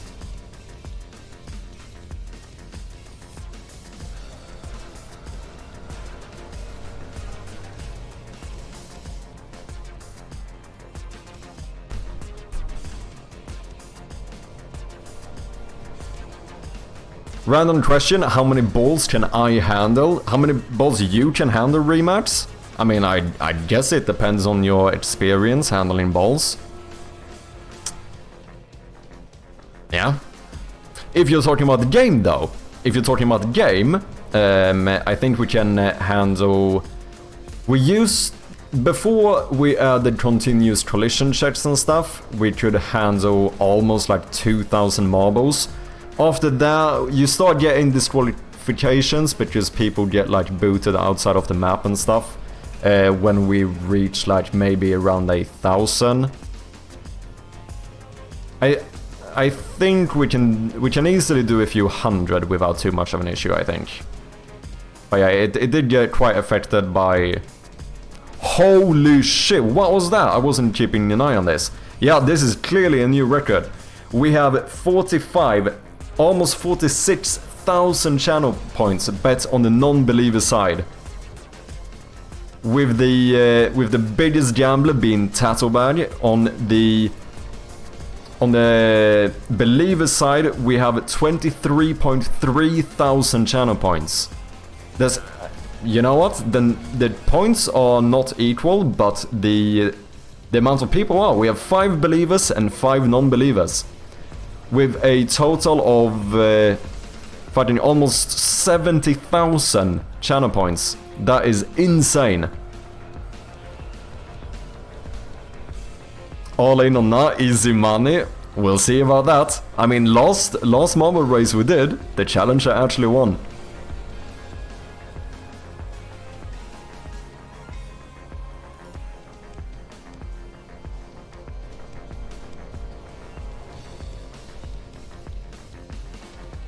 Team nah. Boolean bet against himself as well. Believer's about to get wrecked. We'll see, you never know, you never know. If anyone else wants to join the race, type !join to get some marbles, otherwise we are going to start in a few seconds. Even better, statistical upset already happened, it will never happen again. We'll see.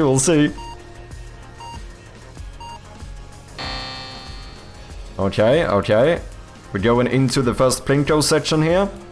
I see Grievance, Blue, Josh taking the lead into the spinners with quite a long head start. We do have Great Grievance and Foolbox semi-close behind. Does get stopped by the... Ooh, they both get kicked out as well. But Josh does get stopped by the gate here. But does manage to skip the entire flipper. Easy peasy, way ahead of anyone. But as some of you know, we do still have the Arcanoid section, which is basically the starting line 2.0, because a lot of marbles are going to catch up here. So let's see who can get through first.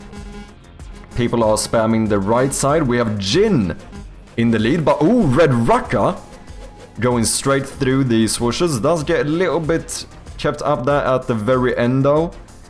We have the second Plinko. Oh shit, Rucker going straight through into the last spinners. It is pretty much guaranteed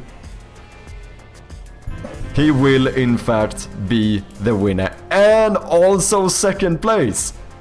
That is a fucking MVP. Holy shit.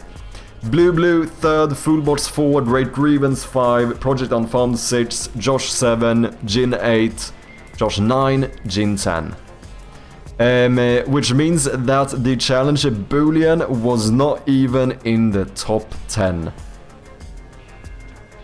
Jin still struggling in the Plinko, as well as Project Unfarmed. Fullbots just got through the swooshes. Oh shit, Jin up here. Oh no, we have people that are struggling even more. We have Fullbots and Cankos currently fighting for last place. But it does look like Cankos is going to get through first. Fairly big chance of Fullbots getting the second winner place, as in like, you know, being first to last place.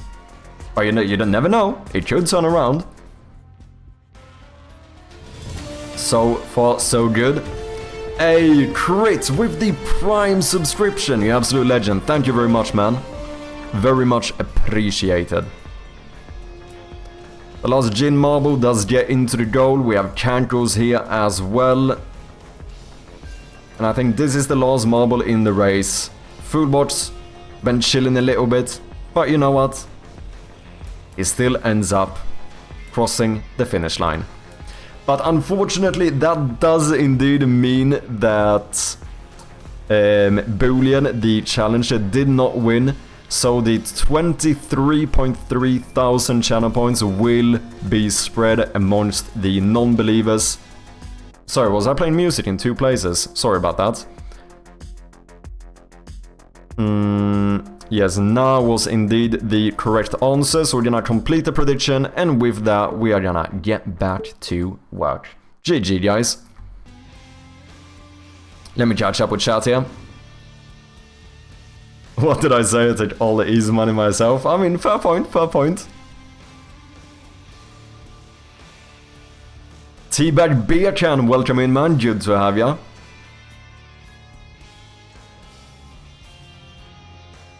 I mean, technically speaking, Boolean is still a winner because he did in fact bet against himself. So, you know what? He did both win and lose at the same time. Cheers. Cheers, Project Unfound. Hope you're doing good, man.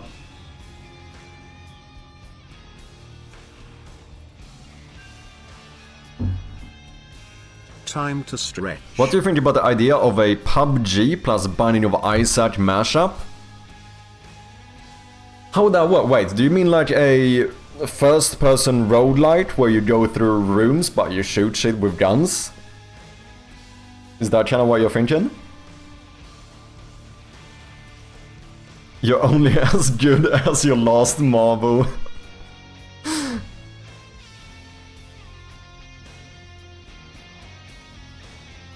I win and lose every time. That is one big mud, yeah. That's... I don't know. I quite strongly dislike small mugs. I don't know. What is the point of small mugs? You know how those, like, grandmas will often have these mugs that are like... It's like two fucking tablespoons. Like, what's the point? Unless you're drinking, like, an espresso or whatever. That's, like, the one exception where I get it. But if you're drinking something else, you want a proper mug, don't you?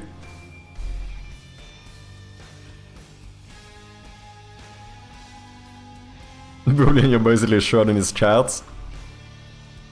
Yeah, so we're gonna have to try this whole widescreen thing. It seems like fixing the flashlight was actually fairly simple.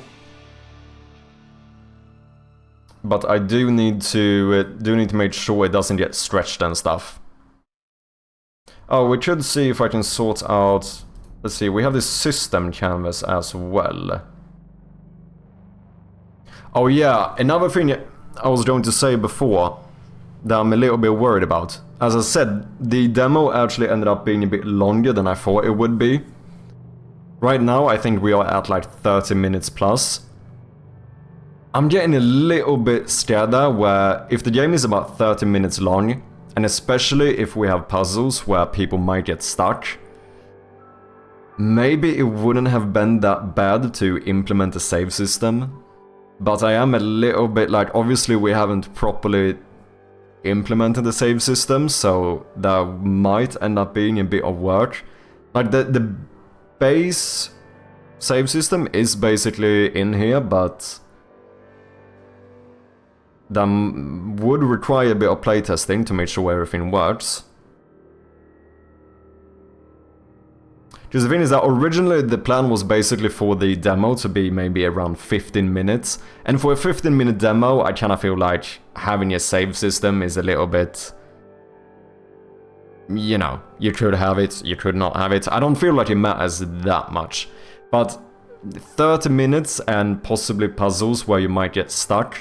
If I keep the same content as we currently have for the demo, I almost feel like we might actually need to implement it. But that's gonna be a bit of work.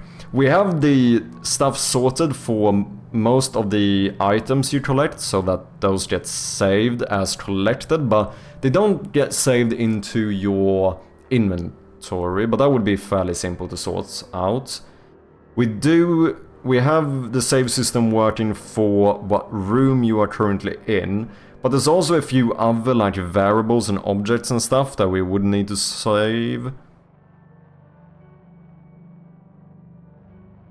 Yeah, it's a little bit of a tricky situation.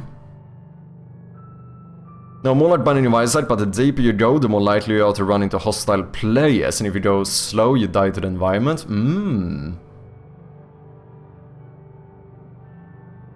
I didn't see the mug. It's only a tiny little mug. It's not too big.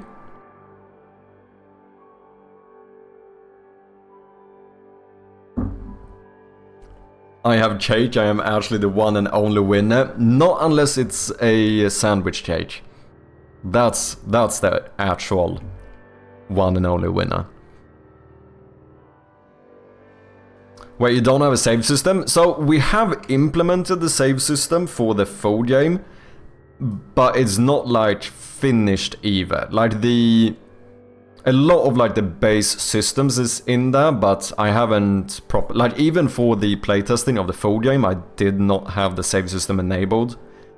But yeah, I get a little bit scared when it's like, if the demo is 30 minutes long, and especially if there is some puzzles where the player might get stuck,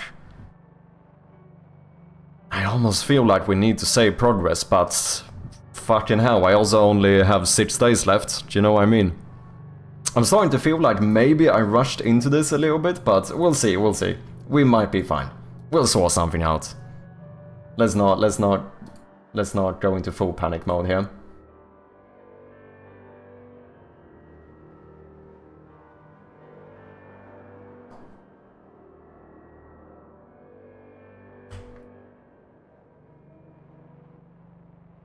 Okay, I think we should have a look at this. It is really only like one room where that happens. I don't think it would be too tricky. Just a normal American mug. Pumpkin cake. Not too shabby. It's like a bucket with a handle.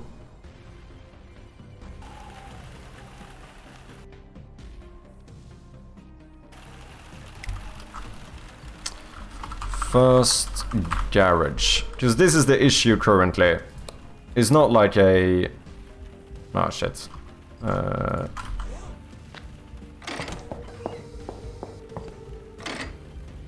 It's not like a huge issue, but it just does look a little bit unpolished, where, you know when you're in the big room or whatever, to go back to a room behind you, just hover down here, right? And you get this back arrow, similarly to like how you get these arrows, showing that like this is, if you click here, you're gonna go to a different place, basically. The issue is that if I'm in a room that has a, you know, has a room behind it, and I go up to one of these puzzles. On these, I actually just have an arrow you click on, but once you click on this one, we immediately enable the other hitbox and show this arrow. And that, it's a small thing, but it does look a little bit weird. I think there might be a fairly easy way to solve this.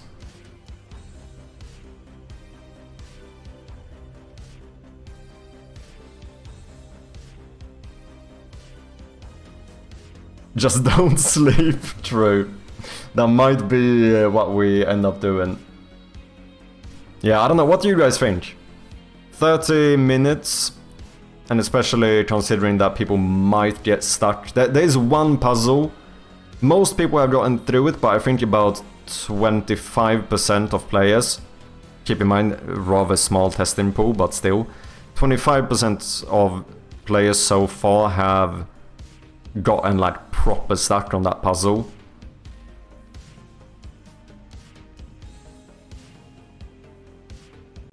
Just had to make a hat for my decals, and I've never felt so dirty and proud at the same time.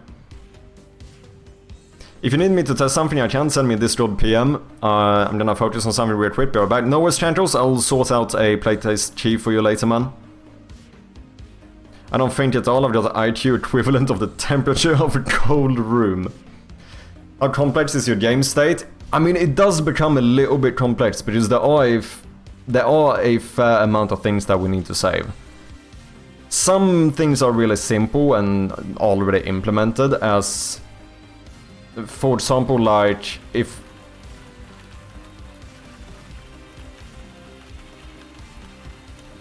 excuse me.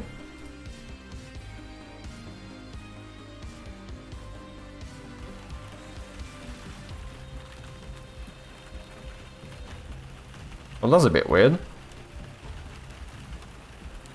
We can easily save the room the player is currently in, but what we need to also do is like, we need to make sure that we save every door they have unlocked.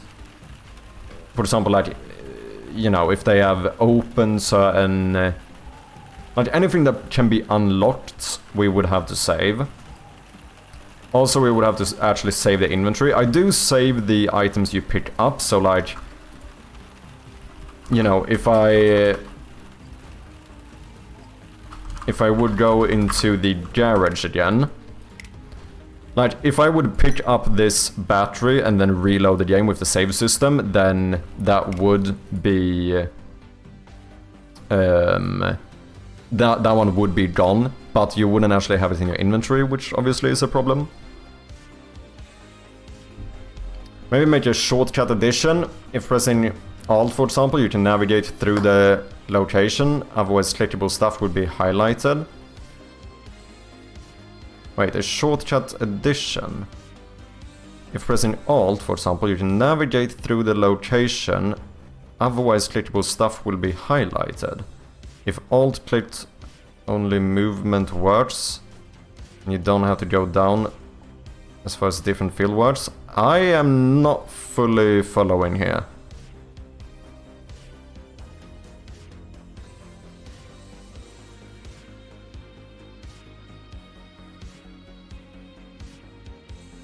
I think you're talking about the back arrow issue, but I think the main thing we need to do there is just to enable the back arrow hitbox a little bit later, and it's pretty much sorted. Are you using player prefs? No. I mean, I'm using player prefs for settings, but the actual save system I did end up buying easy save. And then I kind of made my own save system on top of it. I don't know how to describe it, but should I say that I basically made a wrapper for easy save? Like the underlying, you know, save functionality is from easy save, but then I kind of handle how I trigger it and so myself.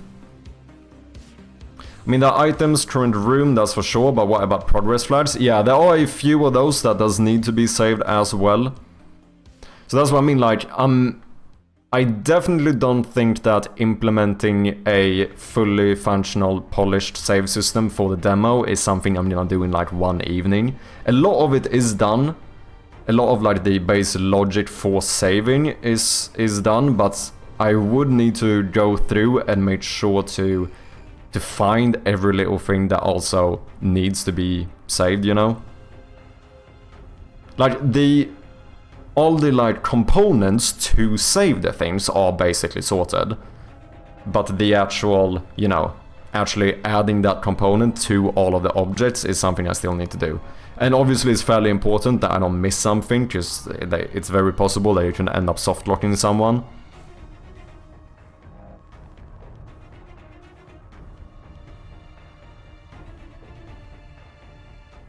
I mean, I guess it wouldn't be too difficult to playtest it, really.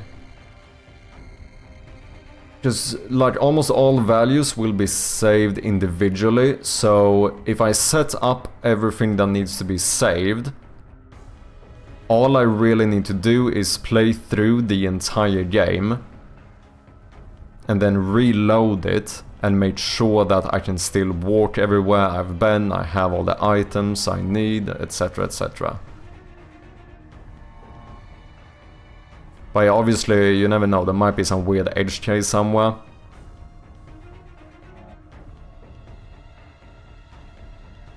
And there are plans to add a state boolean for each interactable when I record that state, so I reload them correctly. Yeah, that's basically what I do. Like, I made this, what do I call it, savable? I have this component called savable, where I can basically just set an enum for what I want to save. And I can choose multiple, so whether I want to save the active state of it, whether this was enabled or disabled, whether it was destroyed. So this is, for example, for items you pick up. Those are, like, when you click on it, it gets destroyed. So what I do is then whenever I load it, if I have the flag destroyed, we check if this item has been saved as one of the destroyed objects, and in that case, we instantly destroy it again. So it doesn't, you know, it won't be there the next time you play, basically. Using chat to save? Yeah, pretty much. It's awkward, actually. The only thing worse than no save system is a broken one. Yeah, that's kind of what I'm fearing here. And the issue is that this becomes quite a bit of a balance, doesn't it? Where obviously I am not sure how much time it would take me to get the save system in here and also make sure that it is fully functional and trustworthy, or whatever you want to call it. And it would be a pretty big, like, I think it would be very good, especially if the demo is gonna be this long. It would be very good to have the save system, but if I end up spending 3 days trying to implement it and then at the end decide to not even have it in the demo because it, you know, I didn't manage to get it fully functional, at that point I have wasted 3 days that I could have spent polishing the demo and done other things. And, you know, we are a little bit limited on time here, so to speak.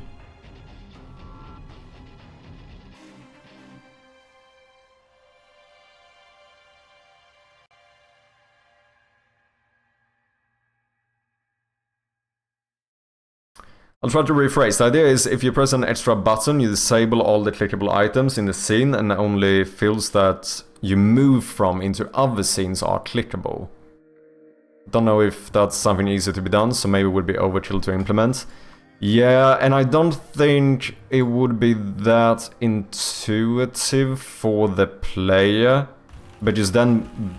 Okay, I need to sort that out.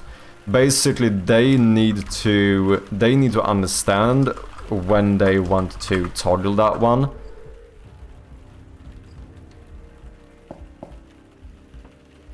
And like here, since this kind of feels like it's something that takes you to a different place, even though you technically remain in the same room.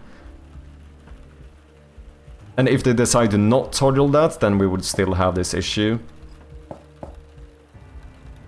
To be fair, this isn't like a huge issue, it's definitely not the end of the world. Can I double click here? I can't, okay, so it's not clickable. Well, that's good. But the arrow does show up. But I think that is fairly easy to solve.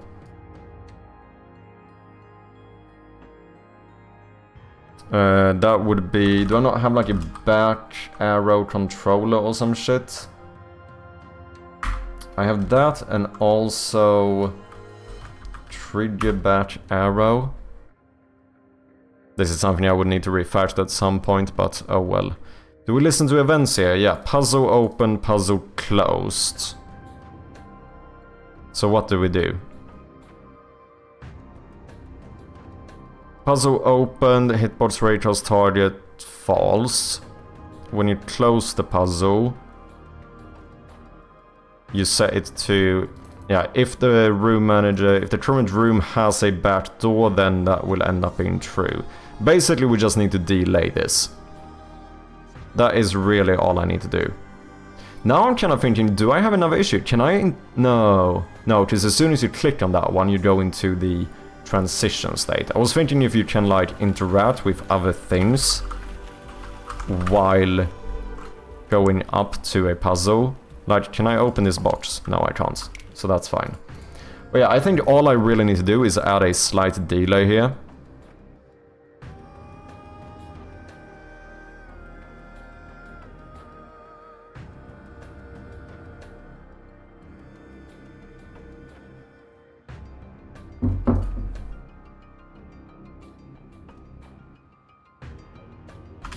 So I'm just gonna do a private IE numerator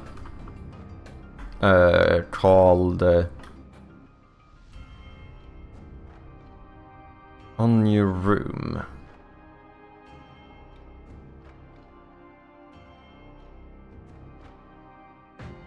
I mean, why is... Wait. If the issue only is that the arrow shows up, I could just make the arrow not show.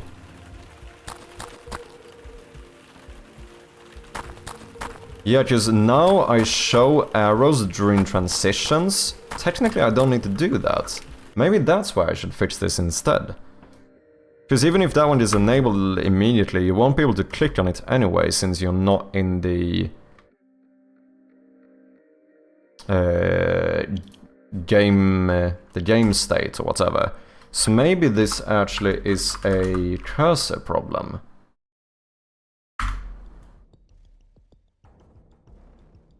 No save system, just make it a complete nightmare of a game, one life. I'd rather not have a save system than a broken one. With no save system, I come into the game accepting the fact that I have to do it in one sitting. Whereas I'd be pissed the fuck off if I come back to my save half saved or something. Yeah. No, I do think that is a fair point. When the game... Well, when you die, the game closes and deletes itself. And System 32. Hmm?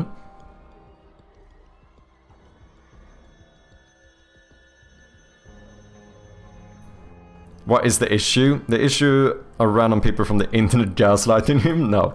It's a very small little polish thing. In a very specific case. I think I have the solution for it.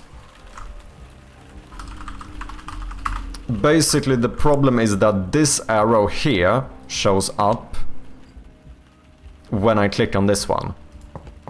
You see how we get double arrows there for a second?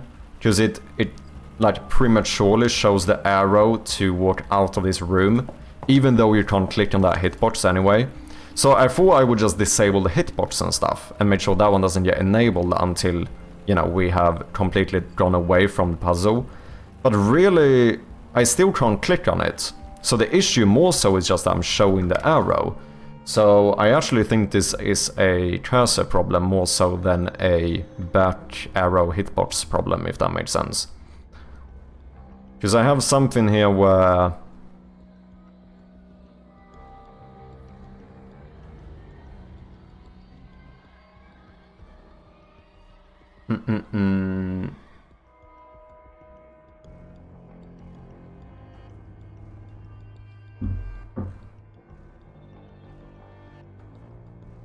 Yeah, this one.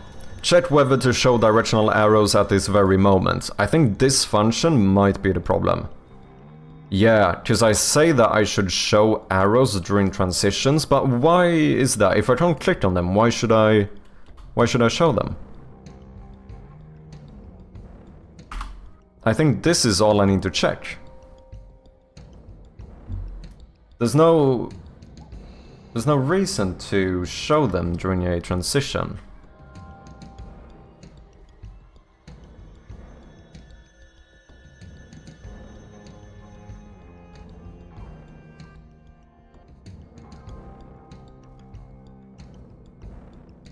Or is this gonna break now?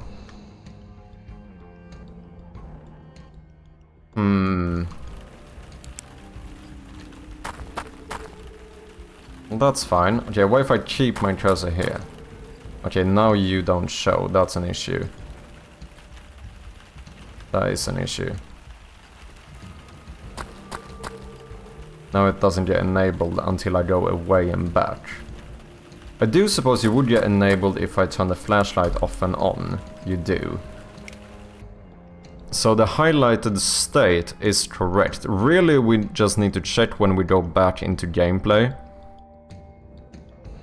And then we are going to...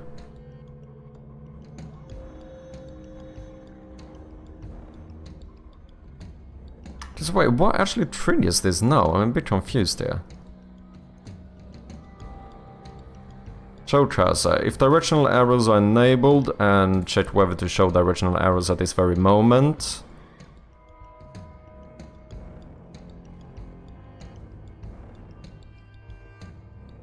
Okay. Where's my show directional arrows? When does this get re-triggered at the moment? Because I realize now that I'm not checking game state, am I?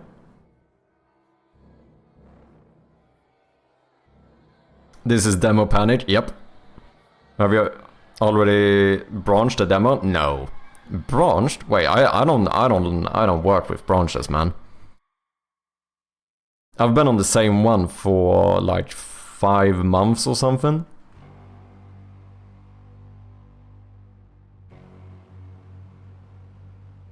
That's a long method name? Yeah. They say specificity is good, don't they? Game over event, cutscene event, inspect item event, menu to game transition, exit hover. Okay.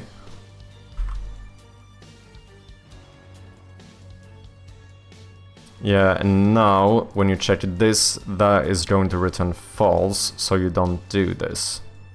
Okay.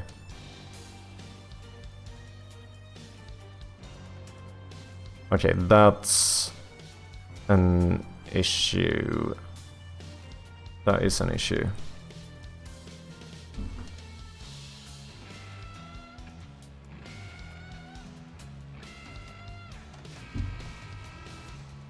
I'm branching for the demo. Once demo is done, I won't patch it. Oh, interesting. I'm basically... I didn't use scene for it. And then I use a lot of the same prefabs. Because I think the nice thing there is that any fix I do for the demo automatically ends up in a full game as well. Which is pretty convenient. I don't need to worry about like merging and stuff. So basically me trying to explain that I'm lazy. Okay, so I could just trigger something similar. Just wait, if I did this at the end, what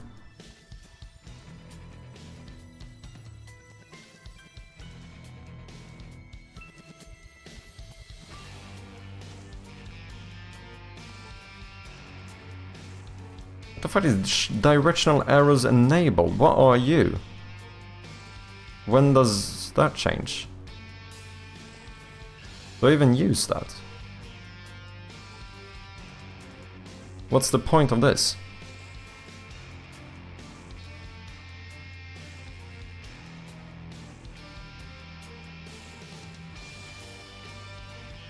Do I ever change the value?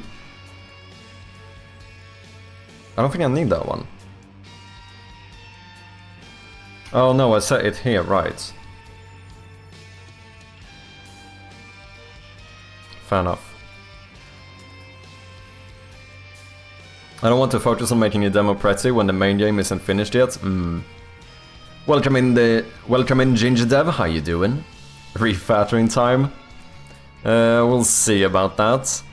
I think what we're gonna do is just do something similar. Like, I think I'm gonna update the underlying arrow, but not enable this one.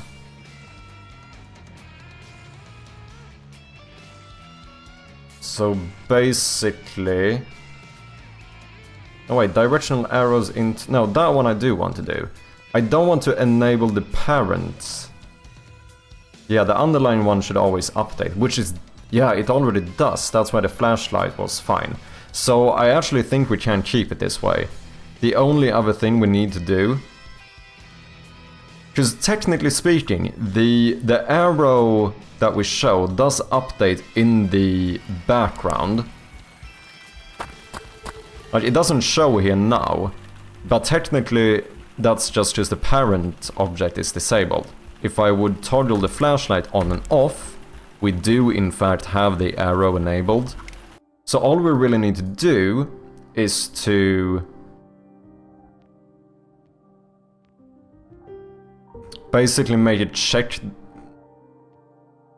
that the original arrow enabled. Yeah, we check if this is the case when you switch into gameplay, then activate it. Easy fucking peasy. That's all we need to do.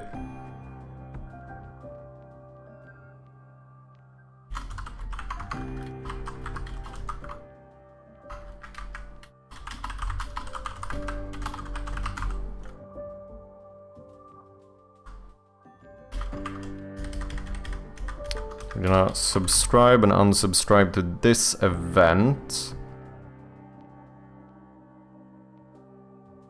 And then we're just gonna do a little private void on game state changed. Game state changed event. State event. Whenever that triggers, we are going to check if the game manager.current state would be equal to gameplay. Now, if it is set to gameplay and if a directional arrow is enabled. If both of those are true, then the parent should be activated. And I think that is a fix.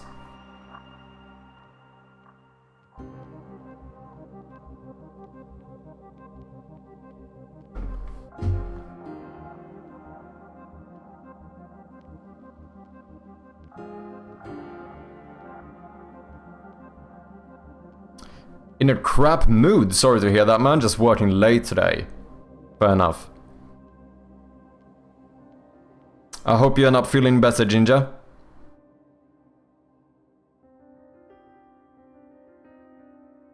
I was about to ask if your own code makes you confused sometimes. Well, I don't have to ask, the answer is apparently yes. Of course it does.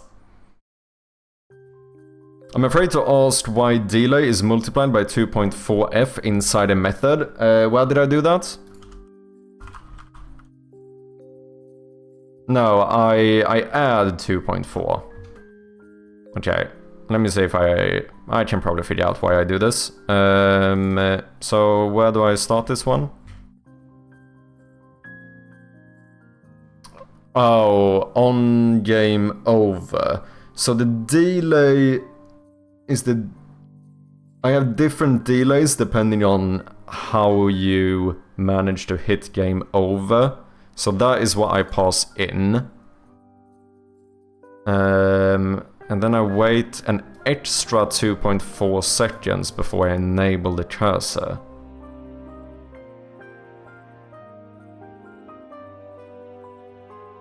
Oh, I think that is... It certainly is a magic number, but that might be because of the final transition. Because I think it, on game over triggers immediately. The delay... What is the delay? Wait. The delay I pass in, depending on how you die. Like... Basically, how long is the animation or whatever of the player dying? Because that makes it so that my UI manager knows when to enable the game over UI menu thingy.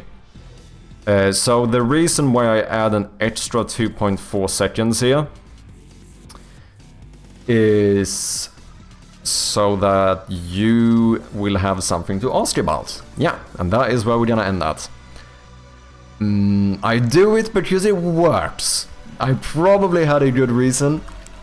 It's fine. Magic numbers are totally okay, they make sense. Yeah.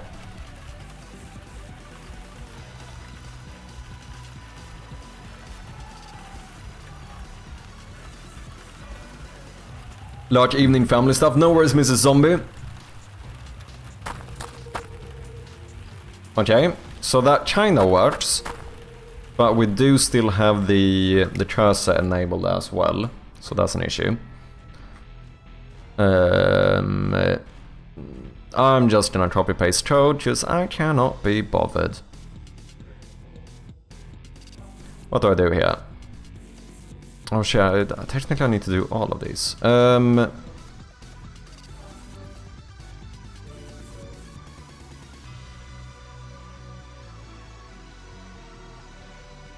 Okay, maybe I should clean this up. Show the original... Oh, wait.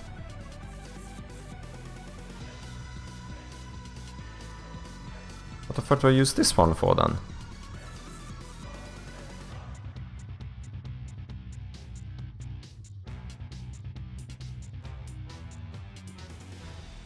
I mean, I guess I just want to call show cursor false. What happens if you hold an item? You can't hold an item. It is technically impossible for you to hold an item at that point.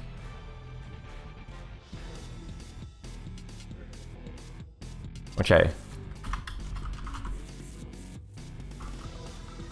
I think I can just do this. Then the original apparent I have a function for that, it seems like. Bool is enabled.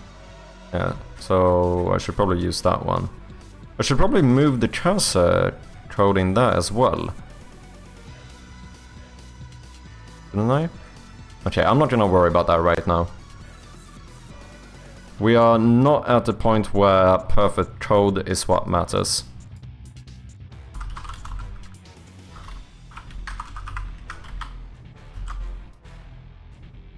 We just need to get this stuff working so we can move on to other things. I will definitely go back and clean this up at some point. Okay. Yeah, that seems fine.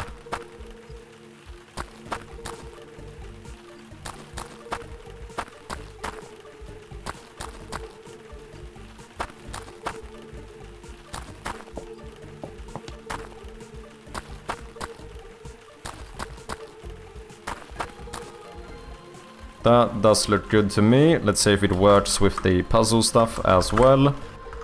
We're gonna teleport in here. Go up to this one. Click. Boom. That's fine.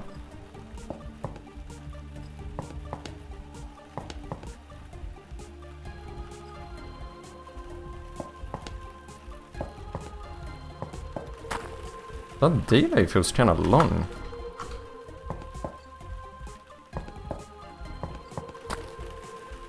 Oh, fuck it. It's fine.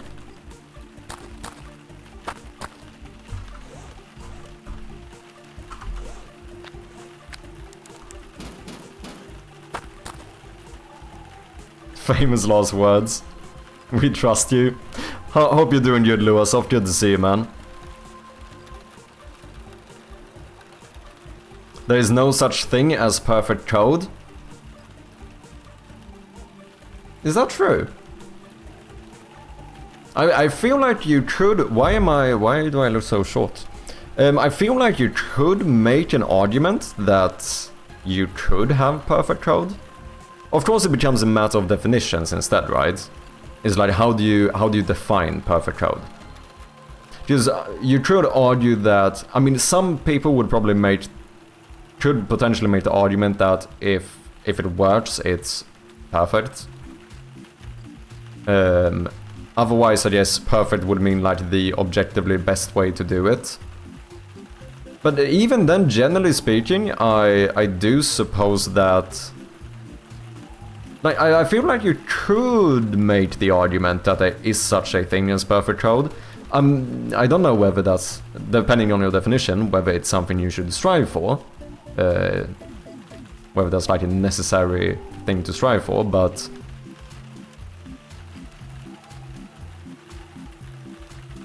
I mean, in like a say that you have the example of like a method that is 3 lines of code. Like it's something very small. Like, I feel like you could probably... There must be...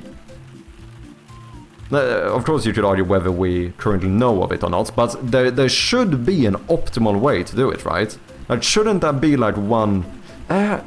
I mean, I guess there could be multiple where it would end up being a preference. Like, if you can write the same thing in different ways, and they actually end up doing the same exact thing with the same exact amount of, like, processing and whatnot. In that case, I suppose... But then I guess my argument would be that both versions are technically perfect.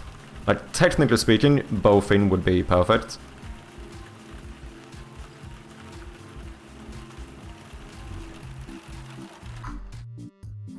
Obviously, like, it does depend a little bit on what the definition here is. Perfect code is definitely a real thing at certain levels. I feel like it should be. Perfect code would be most optimized plus lowest number of characters. Or, yeah, it depends on definition here, right? Because I could also see the argument that if the amount of characters doesn't affect the optimization, maybe readability should be taken into account as well. You could potentially make an argument that the lowest number of character code might not be the most readable, maybe. I mean, obviously I'm not a fucking expert here, like, I'm kinda just like...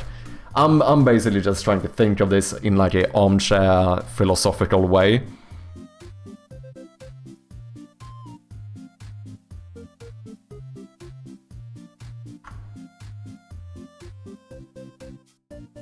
You can write perfect assembly for a specific CPU and operation. Yeah, because I think, especially when it becomes like easier to see this, I feel like, is if you take something really small. I feel like you should be able to find something that could be considered the perfect way of doing it. Like, it's perfectly optimized. There's no other thing that's more optimized than this one. There might be stuff that's equally optimized, but as long as something couldn't be more optimized, and if it is readable enough, and like it should be able to exist, right? Then if we're talking about perfect code in a class that is like 5,000 lines of code, it certainly gets a little bit more, it gets a little bit trickier because there's so many factors to it all of a sudden. But at the same time, just logically speaking, I feel like there should be, like, there must be a best way of doing it, right? Or at the very least, there might be multiple, like, because I think if, like I mentioned before, if things do the same, if the outcome is the same, both in terms of like processing power, actual like outcome in the game or software, whatever, like the thing does what it's supposed to do, and say that they are... I mean, readability is also subjective, so I maybe don't know if that one does matter as much, because I think certain things could be... Like, whether something takes, you know, whether something takes more, like, processing power to operate, that should be objective, right? Whereas readability is a little bit more subjective, like, maybe Boolean finds one way of writing something more readable, and I find another way of writing it more readable. So that one is maybe a little bit more gray area, but if code has the same processing power, then they both should, in their own way, kind of be perfect. Name one thing that is perfect in nature. Marble race. One thing that's perfect in nature. Once again, it does become tricky, because it does definitely depend on what you consider perfect, right? Like the definition here matters quite a lot. But basically, perfect means it couldn't be better, right? There must be something that is just... like the...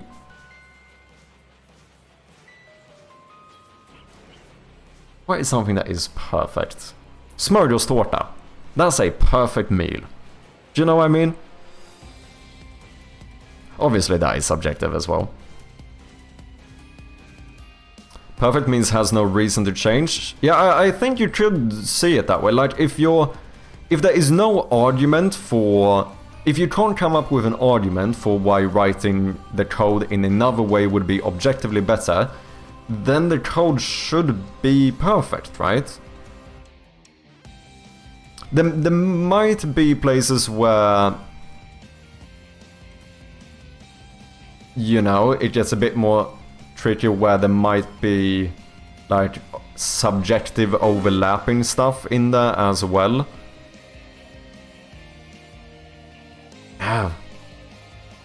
Interesting discussion though. I worked with the company that makes the KX database, and its query language Q values tenseness over all else. It's absolutely miserable. I have no idea what tenseness means in this context. Sorry guys, we do have an ad coming up. I unfortunately cannot skip this one. It's like saying what color is the best, or what is the only right genre of music. No.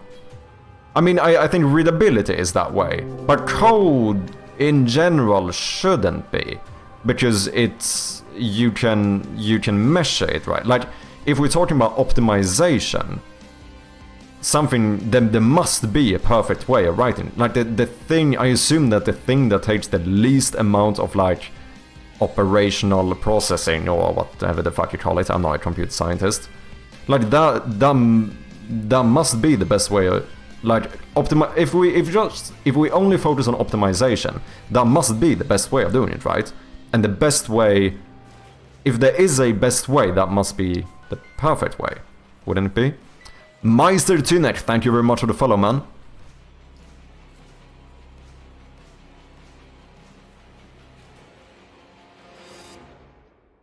You could find a rock and say this couldn't be better, right? But someone else might think it could be better. Yeah. But there, again, I think it's different, because it depends on the use case. Like, if we're talking about a rock in the sense of, like, you're gonna skip the fucking rock on the water, you know? At that point, like, if you mention a use case for it, there probably is the perfect rock for it. Like, technically that should be able to exist. Like, the right fucking amount of whatever, the right type of rock, the perfect fucking form on it and everything, right? Like, when you have a use case, there must, like, technically something perfect must exist, right? Or at least have the ability to exist. Whereas if you just say this is a rock, is this perfect? That becomes subjective if you don't add a use case.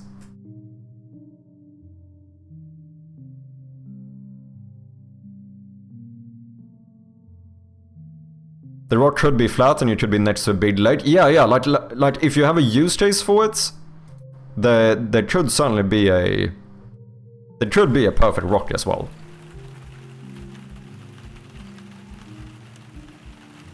Oh, terseness?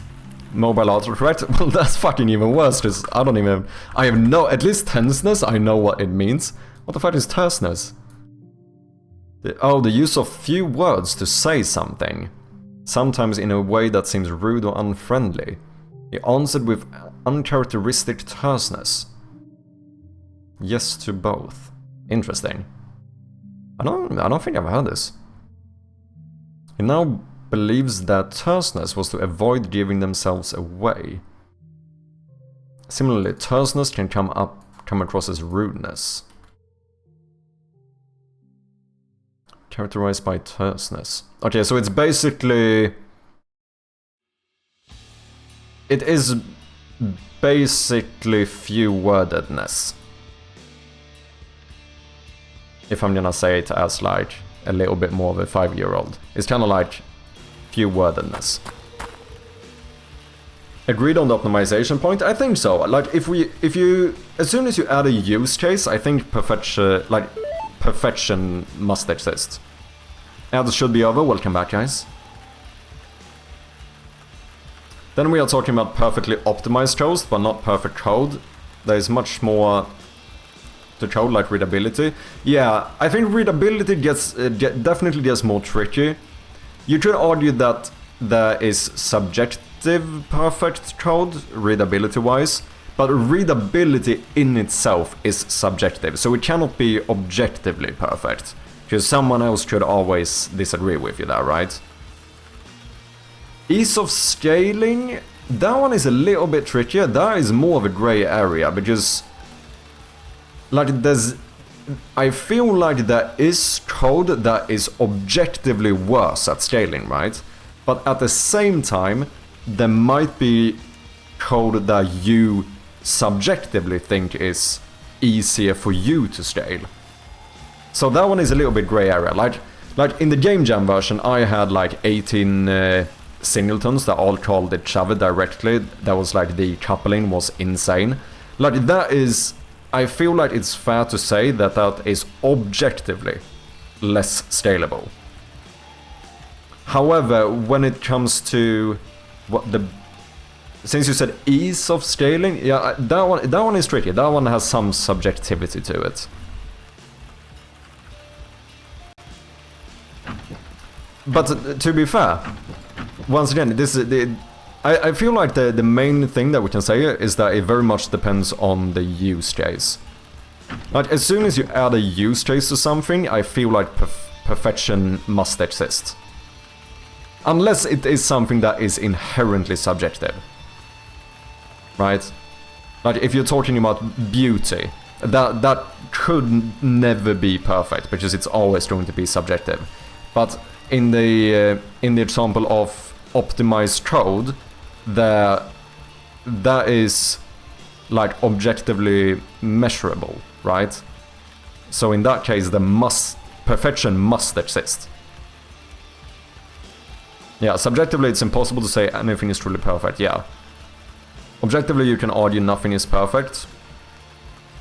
Or you can say all things are perfect, because it took trillions of years everything happened. Yeah, no, that's a fair point. You could argue that, you know, potentially even the things that one might not consider perfect is, like, must be perfect, because nothing else might not exist. This is becoming very philosophical, but I can see the argument.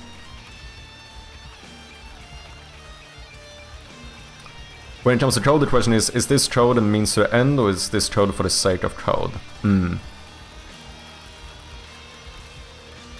Yeah. Yeah, so I think, at the very least, if we add the term optimize, or for optimization, there definitely must be such a thing as perfect code. For readability, that becomes more subjective, so I would be less inclined to say that there is something that... I would say that subjective perfection exists in readability. Like for you, then there should be one way that is the most readable for you as a person. But that might vary from another person. So I would say with optimized code, there should be objective perfection. Whereas with something like readability, I would say that subjective perfection should still exist, but not objective perfection.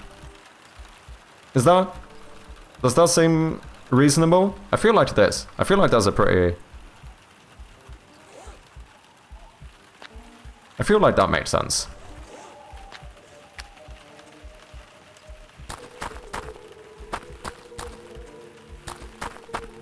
Okay, I think that is yet another issue solved.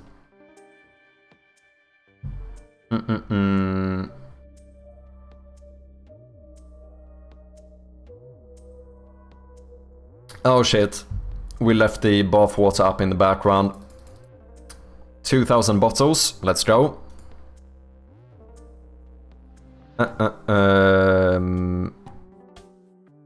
Puzzle double batch error issue. You, my friend, are solved.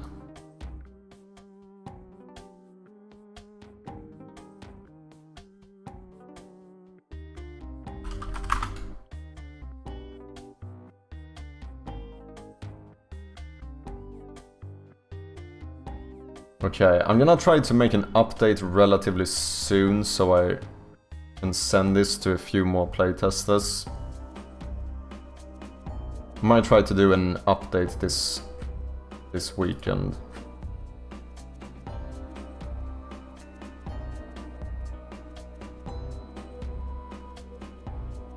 We could see if we can find a copyright-free flushing sound that we can use for the time being.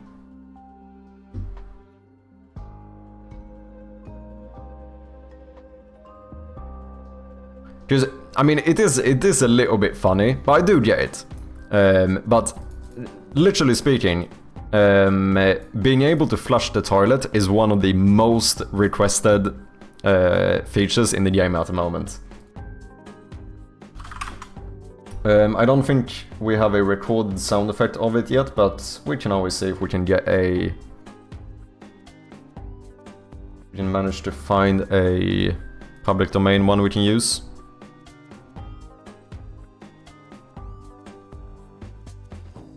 Is this gonna be fucking loud? It might be. Let me lower the volume.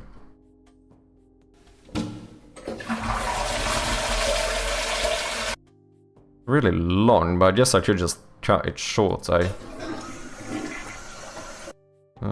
think I want it to be kinda snappy.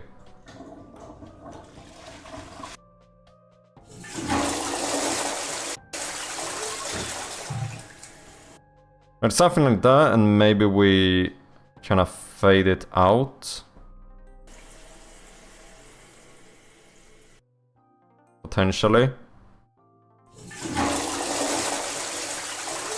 Because it's a little bit too long. But I think this could work.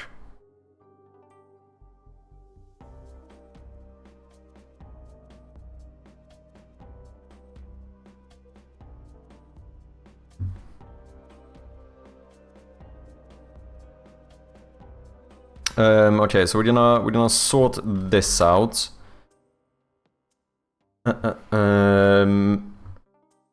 I wonder why. I had one playtester who didn't notice the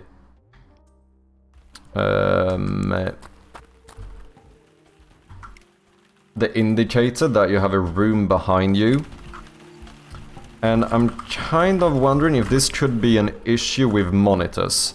Because for me, I would say that this light down here is very noticeable. But I don't know if this could be an issue with, like, you know, depending on what monitor you have. Like, is there anyone in here that would say that this is hard to see? Like on your monitor? This, like, white light here?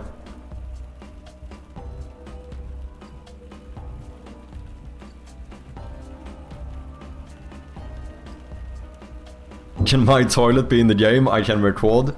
I think it's probably fine, because I do have a sound design on with like a professional audio recorder and stuff. So I think we are trying to make most of our sound effects with that one, but we do some... This is just a little placeholder for the time being. My argument was that code has many metrics, some of them subjective or not are mutually exclusive. So you can't have a perfect combination of all of them. Yeah, I can see that argument. Yeah, like perfect code, but just saying perfect code in general is similar to saying that you have a perfect rock.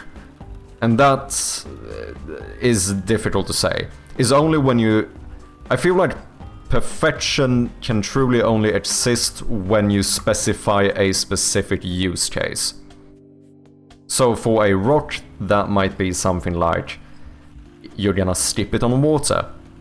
Now we have a use case, and like just with like physics and stuff in general, there should probably exist a perfect rock. And likewise, if we say that like the code should be optimized, at that point perfection should exist. I feel like perfection kind of needs a specific use case. And even then, it will sometimes be subjective. Like we said, I think readability in code always has like a subjective layer to it, similarly to what you might find beautiful. You might have subjective perfection, but not objective. If something is truly measurable, then you can have objective perfection, I think.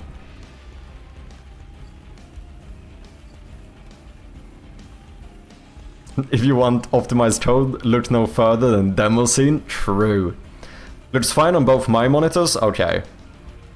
You can only have perfection in a well-described context. Yeah. You won't always have all the information you need. Yeah.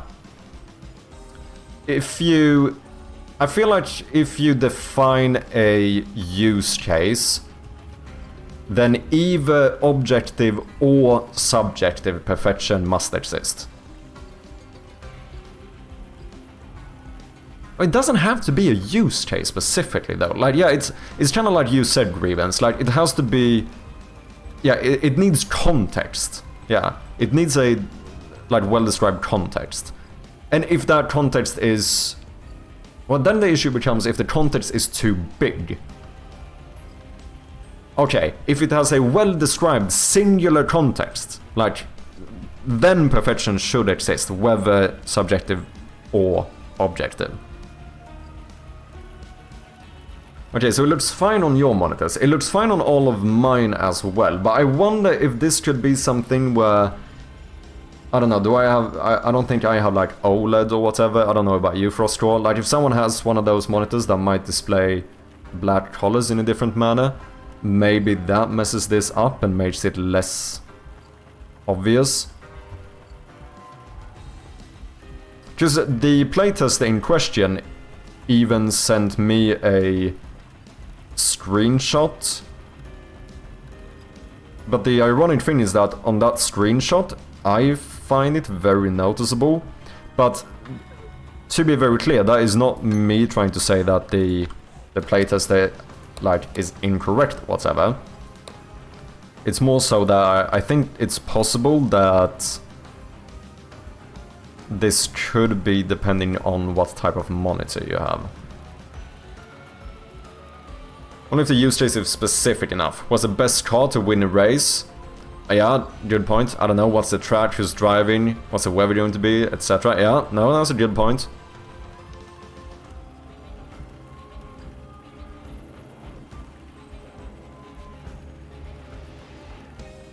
So is the code perfect, or we just crafted some context which made it look perfect in it? No, but in that context it must be perfect, right? Or would you say that perfectly optimized code cannot exist? Because that's not just like it has achieved perfection for the sake of it. Like, in its use case, in that context, perfection must exist, right? I do agree if all you say is code. If we don't give it more context, we just say perfect code, it definitely... That gets harder because, yeah, it's not specific enough. But if we say something that is like... Especially something that is like objectively measurable, like optimization, then perfection must exist. And that cannot be just like it's made to look perfect or whatever. Because if the results are perfect, then, like, in that context, it must be perfect, right? And that's correct. In this perfect, it's perfect in this context. Yeah. What is up, Keita? How you doing? Are we doing philosophy tonight? Yeah, we apparently we are. We kind of ended up talking. We got a bit philosophical here. We're talking about whether perfection exists or not. And I think the conclusion that we have come to is that if the context of a certain thing is specific and described enough, then perfection should be able to exist. I think that is... I feel like we can all agree on that, right? The perfection might be subjective, it might be objective, depending on the context. as I said, I like something like optimized code, that there should be something as objective perfection.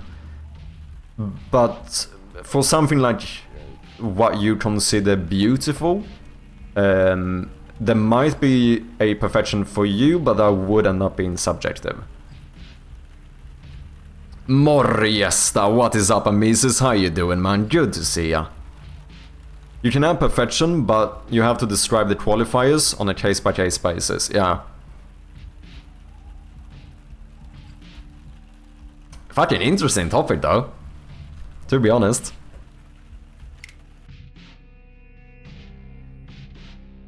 Ladies and gentlemen, don't forget to check out the one and only Amises, currently working on his game Shadows of Tuonela, a game inspired by classic RuneScape and Don't Starve. Really cool stuff. You can join the playtest at the moment. Just click that little button, wishlist the game, support our fellow developers as always. Since we exhausted the perfection topic, let's all move on to the next one. What is love and is it real? Yeah, let's just go full on philosophy. So perfection exists in some sort of quantum superposition. So I take it the demo is approaching perfection? We'll see about that one. I am actually getting a little bit scared. Like, there's definitely a few things that are a little bit odd at the moment, which is... Number one, the demo is longer. I was aiming for like... My goal was to potentially have like 15 minutes of playtime. We ended up having right now, I think we actually have... I think the median is 30 minutes. The average would be above 30 minutes. So we have about 30 plus minutes of playtime in the demo for new players. One of the issues with that is that since the demo is longer, the question is, should I have the save system? That's gonna be a bit of work and I don't have a lot of time. And the save system kinda needs to be perfect. And the other issue is that we currently have one puzzle which has with the current testing pool, it is about 20 to 25 people, 25% of people who get proper stuck, as in like cannot complete the demo because of it. That one is really tricky because it might seem like the obvious answer is, okay, so make the puzzle easier, which is obviously for the people who get stuck on this specific puzzle, it's not fun, right? Like, getting really stuck is not enjoyable. The issue, the counter-argument here, is that the 75 to 80% of people who didn't get stuck loved that same puzzle. So this one is a little bit tricky, because it's possible that if I make the puzzle easier to make sure that we get a higher percentage of people who complete it, that could affect how much the people who otherwise would have solved it enjoys the puzzle. So this is actually something I'm stressing a little bit about. I'm not entirely certain what I want to do here. The other thing is that we could implement a hint system, but a hint system does have some cons, which would be stuff like it's gonna take time and localization, and time is not something we have a lot of right now. And the other issue I could see is that a hint system might... what do you call it? Like, just having a hint system might incentivize someone to use a hint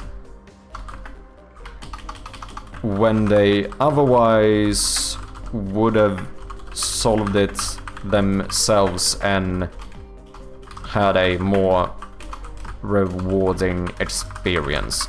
Like, I'm a little bit torn on hint systems in general. Like, some games haven't. Some of the point-and-click games I've played through have had proper hint systems, but some of them don't, and I'm not sure what I think is the best option.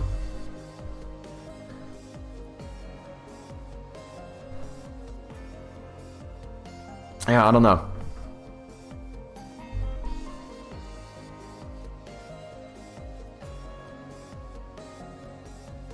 I think perfect and beauty are kind of synonyms in their ideas.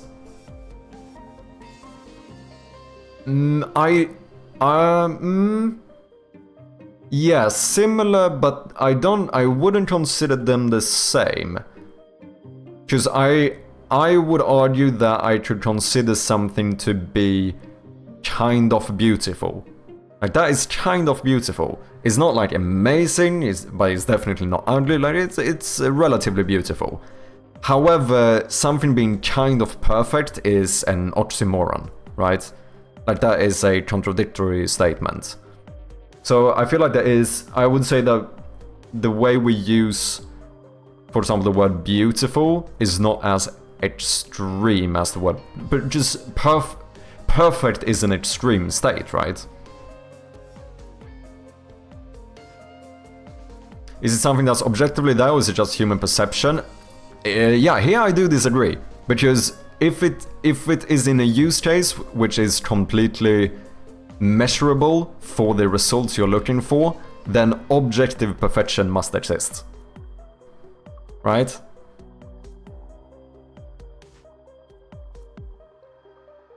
I played Tunnel's Principle 2 recently. I kind of want to play through those. I played the first one a bit. This is why we have hint buttons now? Yeah, maybe. The issue is that I don't know if I have time to implement a hint system for the demo.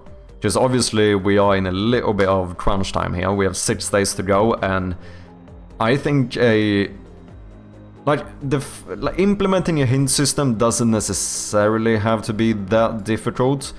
But I also need to localize it for like 10 different languages, and you know, I almost only have voluntary playtesters, which means that, you know, it's not like I'm paying them a salary where I can just go in and demand them to instantly localize this for me in time for the demo. Do you know what I mean?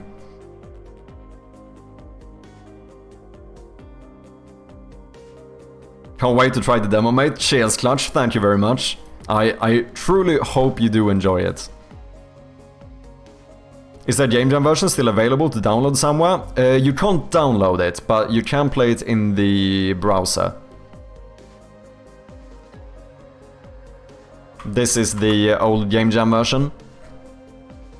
It's no longer... The standalone version was a bit more stable. There is a few tiny issues, especially like audio mastering ended up being a little bit weird in the WebGL build. But after the Unity, you know, the security issue or whatever, I ended up removing the downloadable build, so that one is currently not available.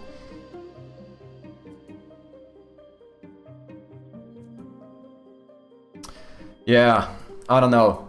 But this is also the issue where, like, it's a puzzle game, right? So the real question here, let's go back to philosophy. The real question here is, what percentage of players no, how do I phrase this? How many percent of players is okay to get stuck? Why can I not phrase this? How do I phrase this question? What is a acceptable percentage of players getting stuck on a puzzle in a puzzle game? Because there must be, like, we can't strive for 100% solvability instantly for every person. Because what that's gonna create is way too easy puzzles that don't feel rewarding, right? What kind of puzzle is it? What is up, Trash? It's a little bit tricky because I can't really give you the details of it. But basically, it is not a puzzle where a lot of the time in the game, it is a direct correlation between one thing to the solution. Like, as in something that you might, like you could consider a puzzle is a locked door. And in that case, the solution is a key, right? Like, this is almost one-to-one. However, the puzzle that we have the issue with does not have this type of thing. Because a key for a locked door is a... yeah, here we have an obstacle and we have a direct solution, right? The problem with this puzzle is that this is more of what I would consider a true puzzle, perhaps, which means that we have a obstacle, and we have like an indirect solution. Basically, what this means is that you gotta use that brain of yours a bit, and that will give you the actual solution. You know what I mean? And obviously this is the part where some people get... Well, it's more so... Like it's like you have an obstacle and you get a hint, but the hint is not a direct solution. It's indirect because you still have to do some thinking to be able to solve it. And obviously this is the part that ends up being difficult, but then it's tricky because, as I said, 20 to 25% of players get proper stuck, which means this is a bad experience. However, 75 to 80% that, you know, that didn't get stuck, they had the, like, greatest experience, I would almost say. Like, for the people who did solve it, it was not only like their favorite puzzle in the entire game, but it almost even seemed to be like the peak of the experience. Do you know what I mean? So the issue is that, like, I could just make this a lot easier, but that would ruin this. So it's a little bit tricky.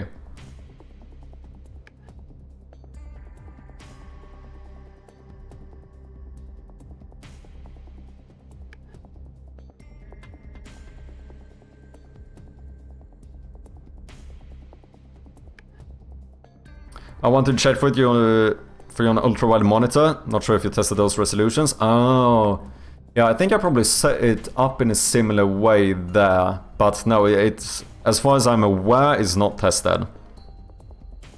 I think objective perfection doesn't exist. We can obviously say that something is perfect with its imperfections, which makes more sense in terms of human world.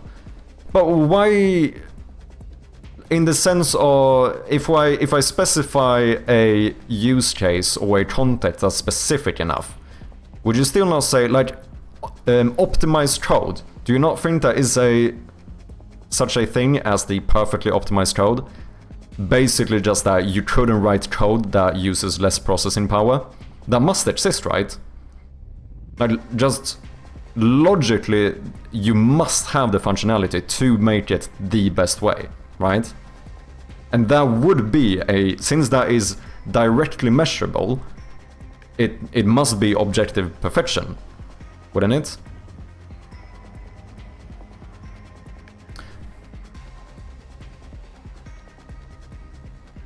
Can you leave lots of hints about it, so the more player is stuck, the more likely they are to find more clues? Yeah, but the issue is that is still a little bit tricky, because these players might also get those hints. Which means that the puzzle now becomes way easier for these guys as well. And then the experience isn't as good.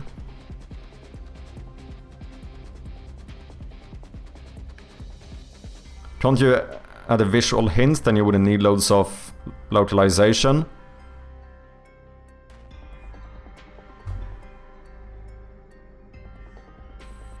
Maybe. I mean, yeah, I do suppose there are ways to actually give a hint.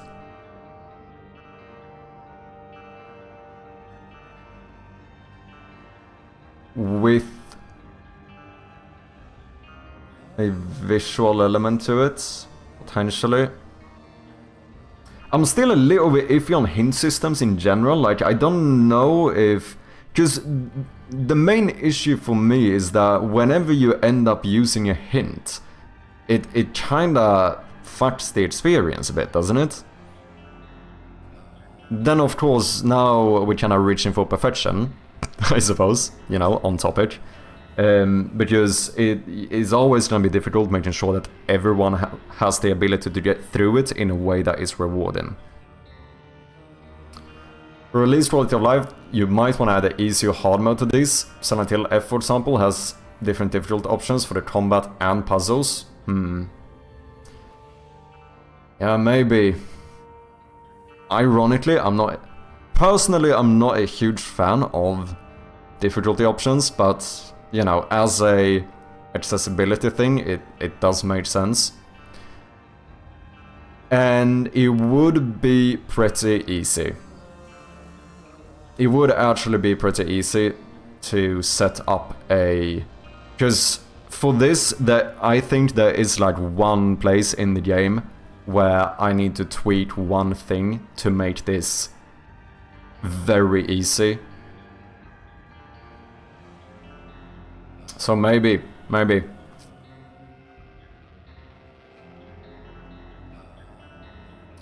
Forgot I was watching you, so I'm back. Welcome back, T-Bag. In my defense of watching videos, making hot sauce from your own chilies. Ooh, nice. I thought about doing that as well. Oh no, I was going to do like chili flakes or whatever.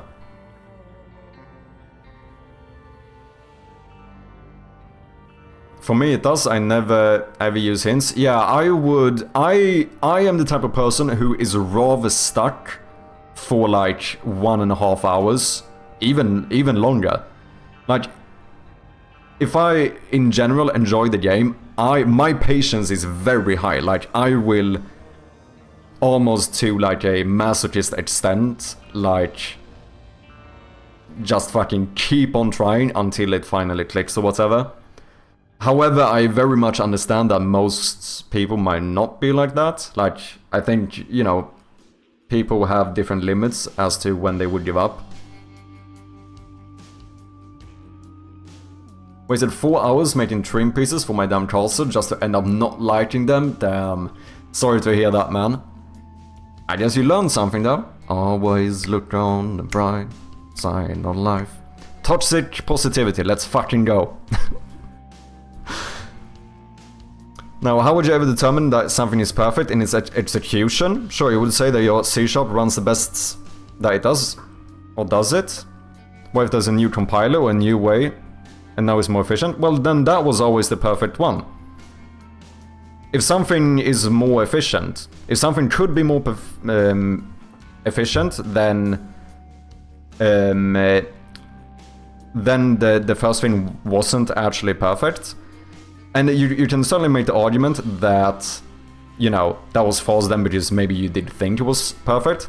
But what I'm saying is that, so do you think that, like, theoretically speaking, could we not reach a point where you can make a for loop, let's take something, you know, smaller or whatever, in the most optimized way? Like, there must be, like, theoretically, that must be possible, right? I'm not saying that we are aware of it right now, but, like, just it must exist a perfect way of doing it. At some point, there must be a limit on how efficient you can do it, right? Or if you take something simpler as the other example we had, which is like whether a rock can be perfect. Subjective, if you only take the rock, but if you give it context, if you wanna skip it on the lake, at that point there must be a, like, physics-based fucking solution where the rock is the perfect rock for stripping. The exact weight, the exact form and everything. Like, theoretically, it should be able to exist, right?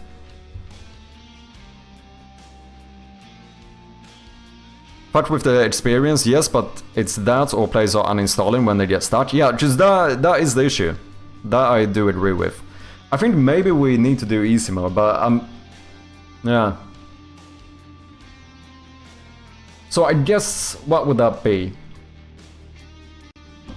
When you click start, I ask the player whether they want easy mode or normal. I'll still need to localize this, but at least it's only a few lines. It would be like, what, 3 sentences or something? The answers I should already... No, though... Yeah. Maybe 4 at most. Maybe a key saying difficulty.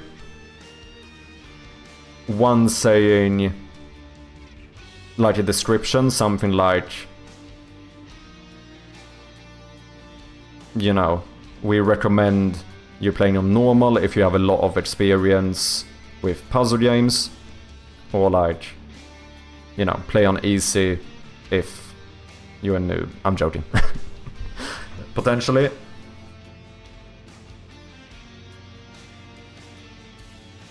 Well, for the loop, it's just compiling into something like pointers in the stack memory, so you could argue that C# can never be as efficient as machine code and C. But then you're changing the... now you're changing the context. I mean, I guess... No. Because even then, the perfect code exists in the language that is the best optimized for it. However, you could also say that there must be perfect C# code for writing a for loop. No, but, like, all I'm saying is that I'm not saying that we are aware of it or that we have reached that point now, but it must technically exist, right?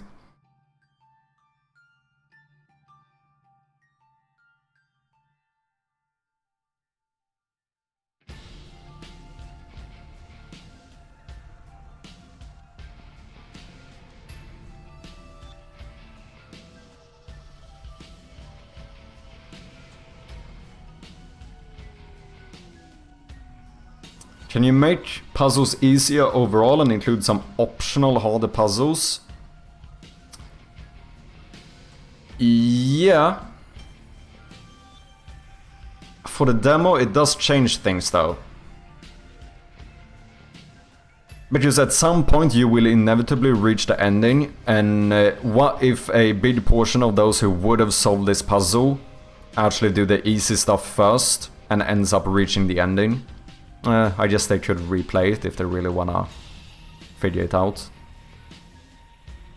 We would probably get closer to this playtime if we did that.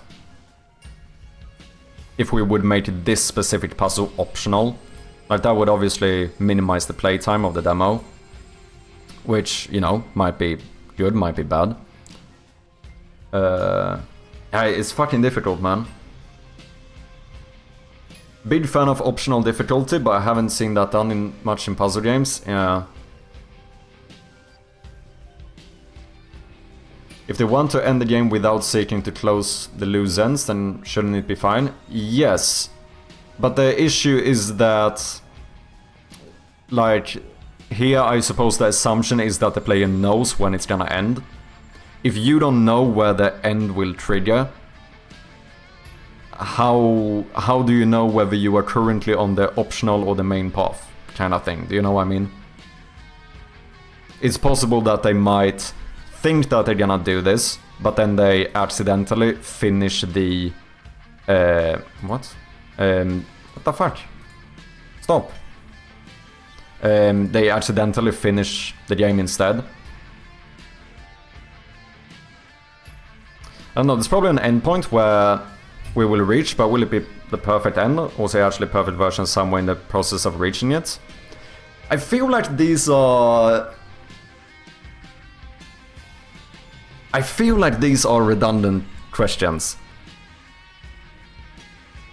Because no matter what, it's whether perfection, like, exists. And I feel like just logically it must. If you have a use case where the result is measurable, perfection must exist. Which is, as you're saying, like, was it actually perfect version somewhere in the process of reaching it? Well, in that case, that's always the perfect version. Because then it must be better than the other one, which means that must be perfect. And I'm not even necessarily saying that we would find it, I'm just saying that it should, like, the concept of the perfectly optimized code must technically exist, because it's measurable, right? Like, at some point you must theoretically be able to reach an end where you could not write this code better.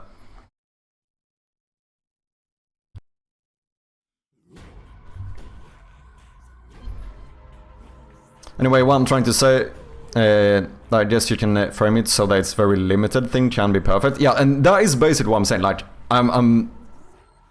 to be clear, I think you need a very specific use case and like context to be able to do it.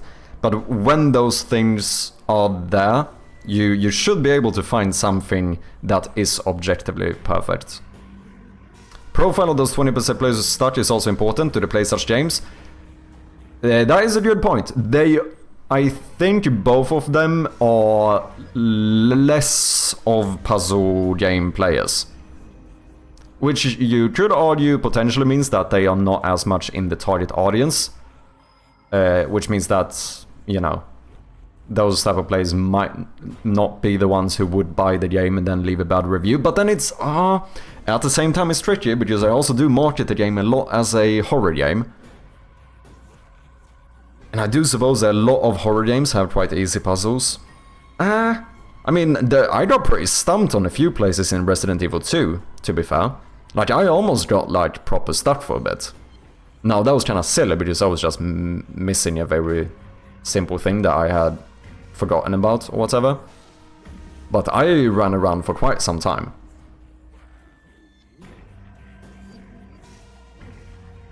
Yeah, it takes some good design to telegraph the quest to the player. Yeah, and the issue is that I don't even know if I would like to do it. Because obviously the demo is like a cliffhanger, right? Like the ending, I almost feel like the ending should be abrupt. Which means that you will most likely not... Like, in the full game, you're probably going to know when you are closing in on the end of the game.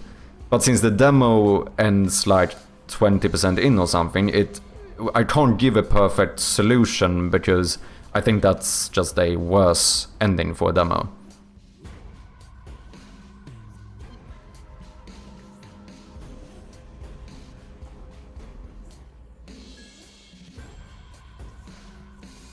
I'm trying to say the perfect doesn't, because we don't know what we don't know. But that's... with all due respect, that's irrelevant. Whether we are aware of the perfectly executed code or whatever is not relevant to whether the perfect code exists, right? Because I'm definitely not saying that we currently know of it, but that it should exist, right?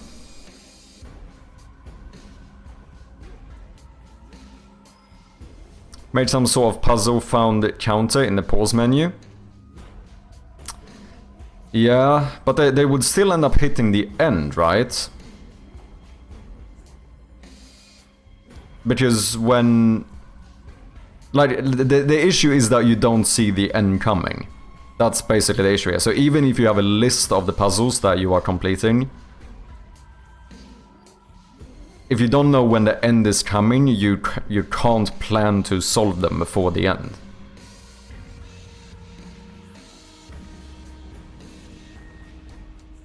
Now that's an interesting point. Even if we never hit the perfect version, does it still exist? Will we even know if we found it? Probably not. Like, we probably never know for certain. But my personal belief here would be that, like, the thing must still exist, right? Like, gravity existed before we could explain it. Like, before we understood gravity, it existed. Now, you could argue that that's different because gravity was like that like objectively existed in our lives, whereas this, you know, perfect code might not technically exist like practically in this very moment. But like I feel like the concept of the perfectly optimized code must exist. I feel like whether we know of it or whether we ever find it is like I feel like that can't really even be taken into account.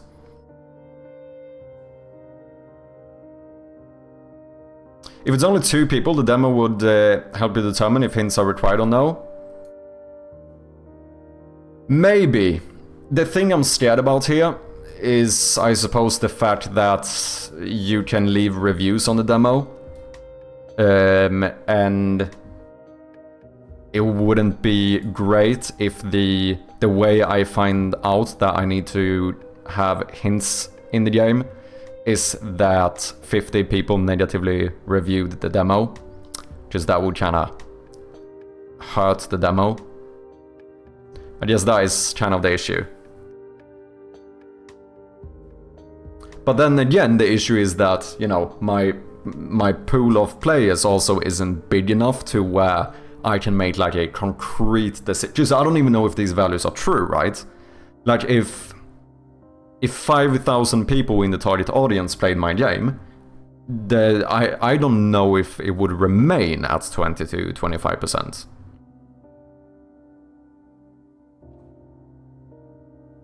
By the way, I watched your old videos on YouTube today. The 3-day fast was interesting. Have you fasted since then? Fam, Cheetah. Cheetah, I basically fast on a daily basis, man. What are you on about? I stream for 12 hours without taking a single break. You could argue that is a 12-hour fast. I suppose it depends on when you define it to be a fast, but I would say I probably fast on a semi-regular basis. I am the type of person who which is something I realized when I did that fast, I just don't have that much of an issue being hungry. First of all, I don't really get that hungry either. I don't know, something might be a bit wrong with me, but I just... This might sound a little bit fucked, but I kind of don't like... Like, if I wouldn't have had to eat, there's a lot of days where I just wouldn't. Do you know what I mean?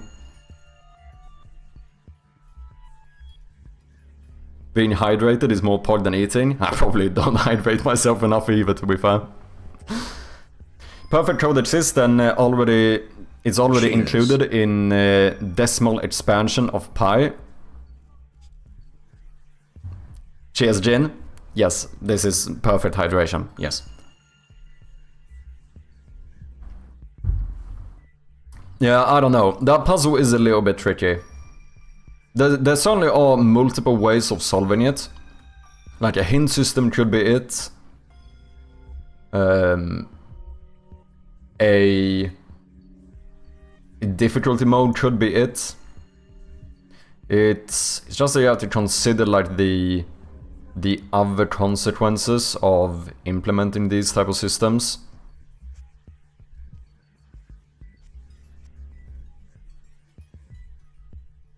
This puzzle would be really easy to make easier for like an easy mode. Like I think I could basically almost do that in one line of code. Instantly have the puzzle be like 10 times easier.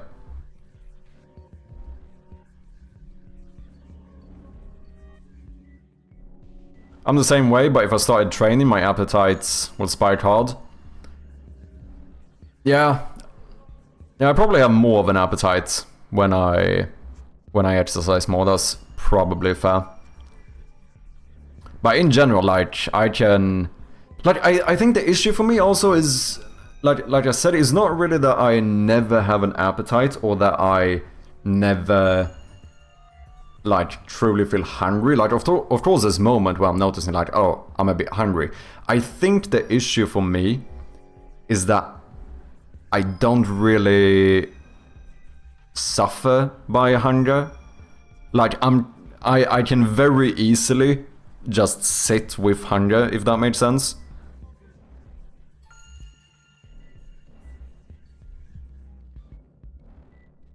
Which is one of the reasons why I basically stopped taking... Like, there was a time when I did take breaks, like mid-stream, to go and eat. But now I'm kind of like, fuck it. I'll just eat at the end of the stream. I do eat fucking big meals though. Like, I do probably eat like over 1,000 calories for breakfast. Soda has water in it? True. Did a lot of fasting last year. Is really empowering to survive for days without eating and actually feel pretty good. Yeah. No, when I did the 3-day fast, I definitely thought I would feel worse. If anything, I was kind of... Like, I think I even said it in the video as well. Like, at the end of it, I was mostly kind of surprised at how easy I found it. Like, it was way less of a challenge than I thought it would be. Even going into it as someone who never really had a issue with being hungry and whatnot. I'm on this diet called unemployment. It's quite similar to fasting.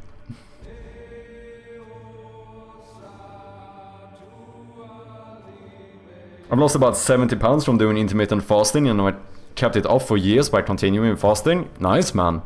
Yeah, I think that's probably what I would say. I think I do intermittent fasting on pretty much a daily basis. Then I don't really do it for like reasons to try and lose weight or anything. I definitely don't need to lose weight. I mean, I'm in a normal BMI range, but I'm definitely on the low end. I am a little bit of a lanky boy. But I do basically intermittent fasting every day. Just also, I eat like once to twice a day, depending on the day.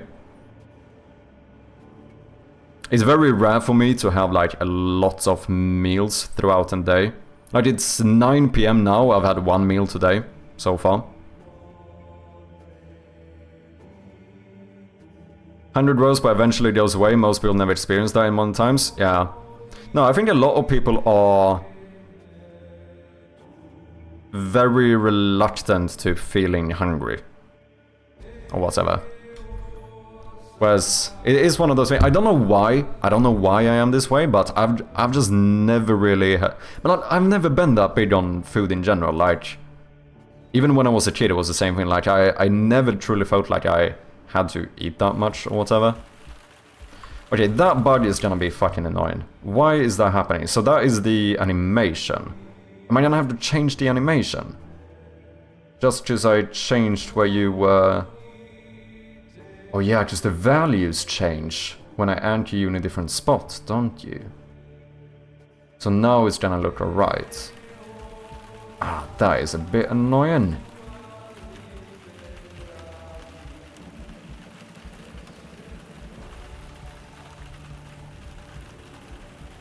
So if I move the anchor to the center to make this better playable on a widescreen, then I'm gonna need to redo the animation.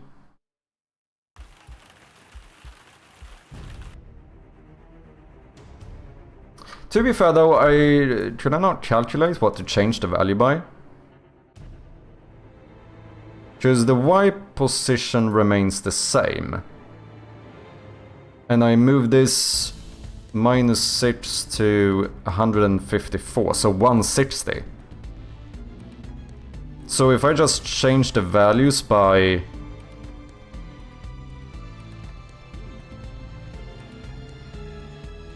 adding 160 to each value on the x-axis, I should get the same exact animation I had before.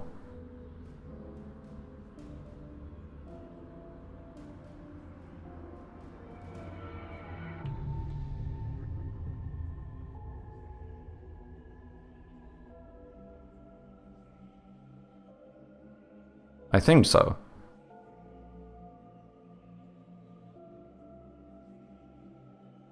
Same here, I usually eat between like 3 to 8 p.m. Not on purpose, but that's when I'm hungry. Yeah, it's not like I have set up like, okay, I'm only gonna eat these hours, I'm gonna fast here and here. I think for me it's just fairly natural. But I also think my body is very accustomed to it. Because, no joke, I've never really cared that much about like how much or how little I eat. Like sometimes I might eat far too few calories one day, and I probably eat way too many calories another day, and so on. But with that being said, I have kept my weight for the last like 13 years or something. I have been plus minus like 2 kilos around the same weight for like more than a decade. And it's not like I, you know, ever... It's not like I'm trying to stay at the same weight. It's just like I naturally do it. So I think I, like unconsciously, I think I self-regulate, regulate, yeah, there we go. Self-regulate my eating. We are creatures of habit, for better and for worse, yeah. Before I got married, I rarely ate. I would only eat every other day, maybe 3 times a week. I just wait to eat until around 4 or 5 p.m. Sometimes early, sometimes later.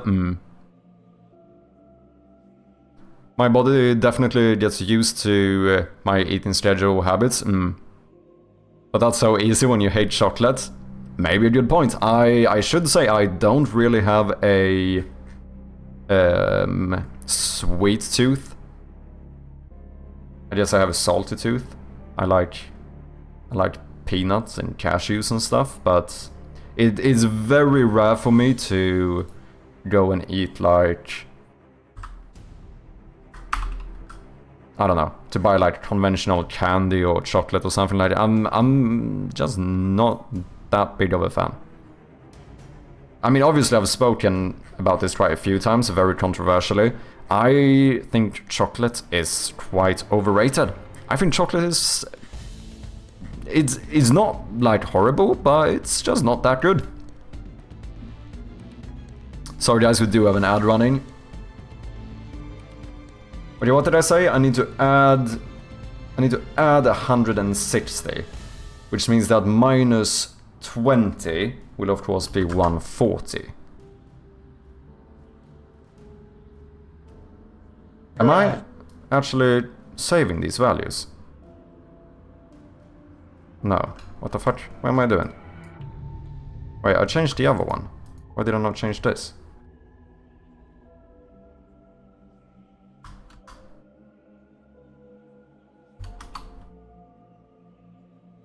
Why does that not... Oh, do I need to re-record? Oh, why did the last one change? I'm so confused.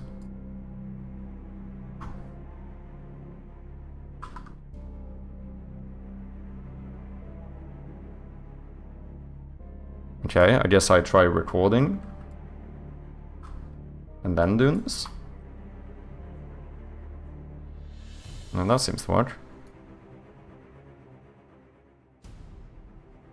I definitely get fruit cravings. Interesting. I don't mind fruit, but I don't know if I like crave it. I probably should eat more fruits, to be fair. Well, that looks fine now.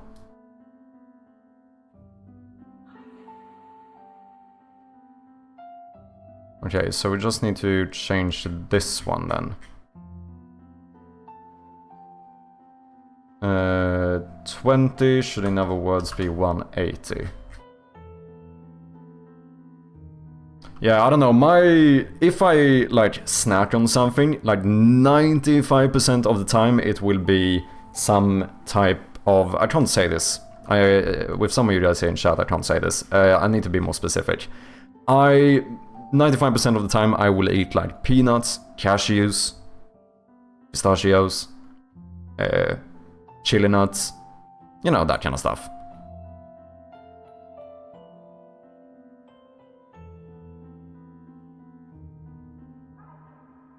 Okay, that should be fine. So, what? I stop recording. And we go back here. Keep you anchored to the center, and then we play. These nuts. Fuck's sake, man. I tried so hard. I tried so hard.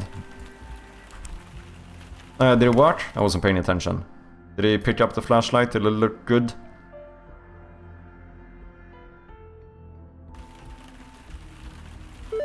That looks fine. Ad should be over. Welcome back, guys.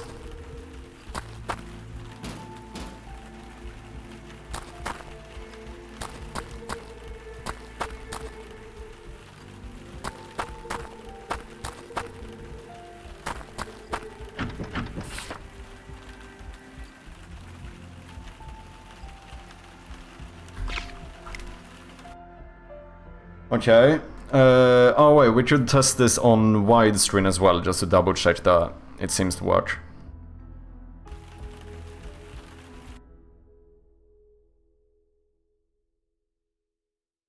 Boom.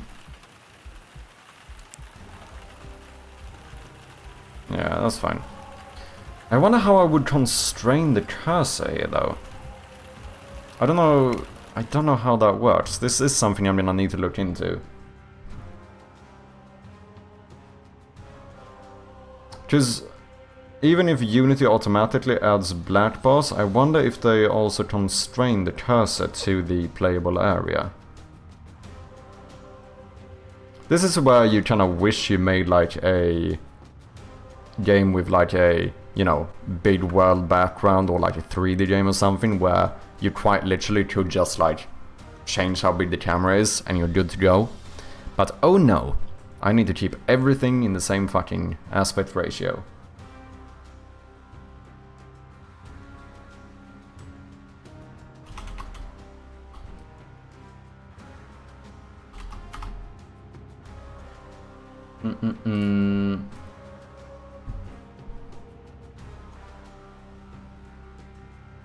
In-game localization, Italiano is done. Still need to do the Steam pages though.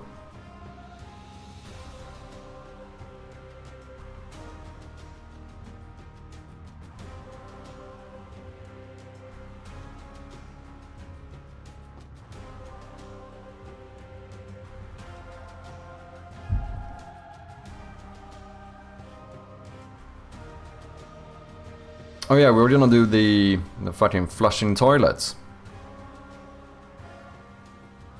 Get that to work.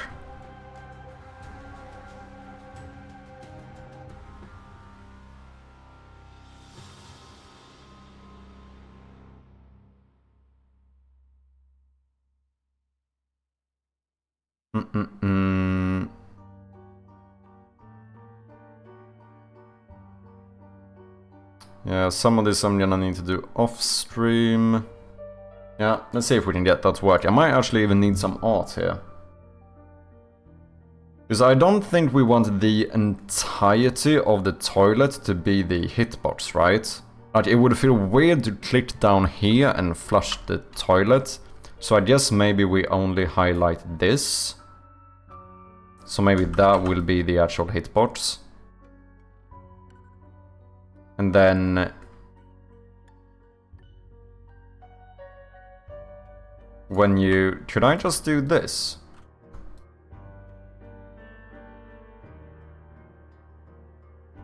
I feel like that kinda would work.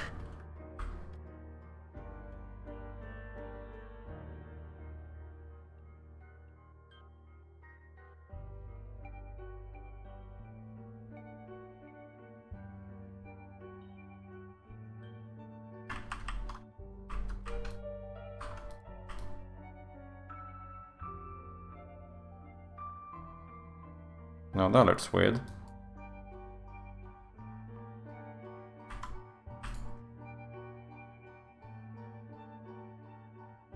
So I can't keep the same shape. Oh, I could do that if I move you here instead.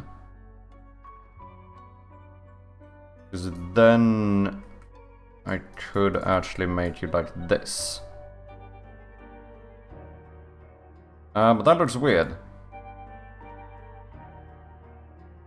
That does look a bit weird. Maybe it's fine doing it like this. No, that also looks weird. I think I like this the most.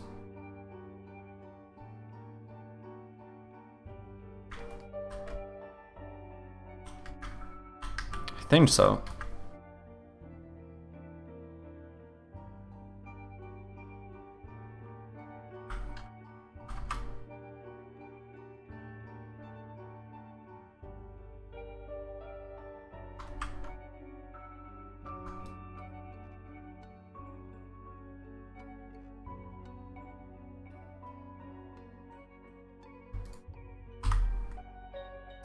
Yeah, sure. Shady James, welcome in, man. How you doing? Candles, welcome back. Time to buy a Samsung 49-inch Odyssey G9. Damn. We are gonna make a flushable toilet, because it is one of the most requested features in the game so far. People really want to flush the toilet, and I think that's fair, so I am gonna sort it out.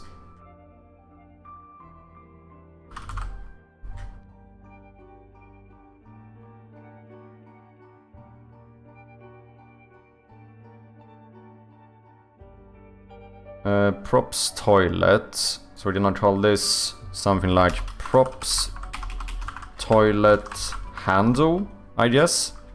0. And handle 1. I apply that. That's great, yeah. I think it is a quite natural thing. I think people just in general expect to be able to flush toilets in games. One of those small but important details. Kind of similar to how if you have a dog in a game, people generally expect to be able to pet it. You know what I mean?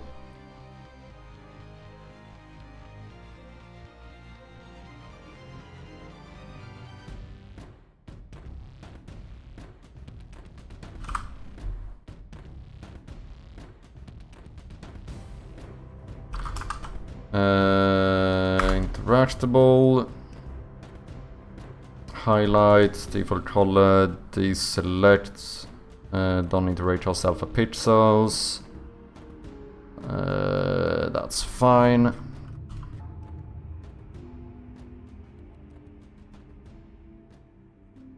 We are going to position you right around here.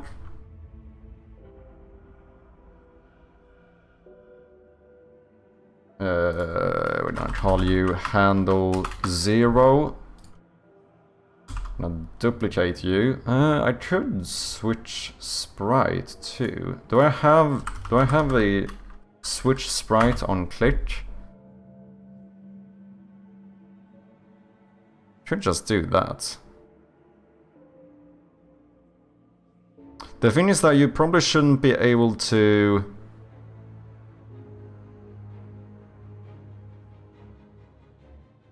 do it multiple times. Oh, well, you can do it multiple times, but not like while it's already flushing. I think that would be weird. Do I not have something like temporarily disable raycasts on click? Well, that should solve it. Then I only need to switch the sprite.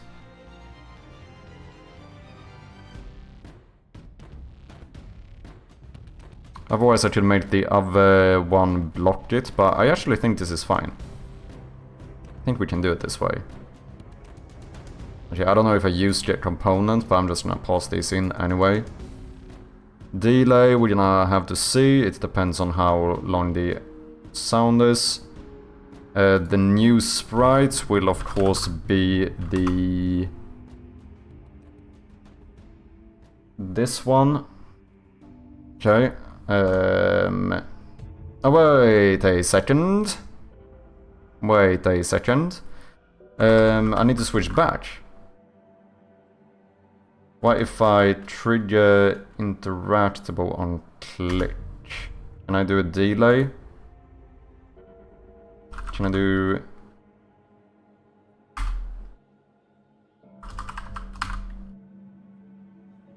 And that's a bit annoying. Just I need to change the sprite back as well.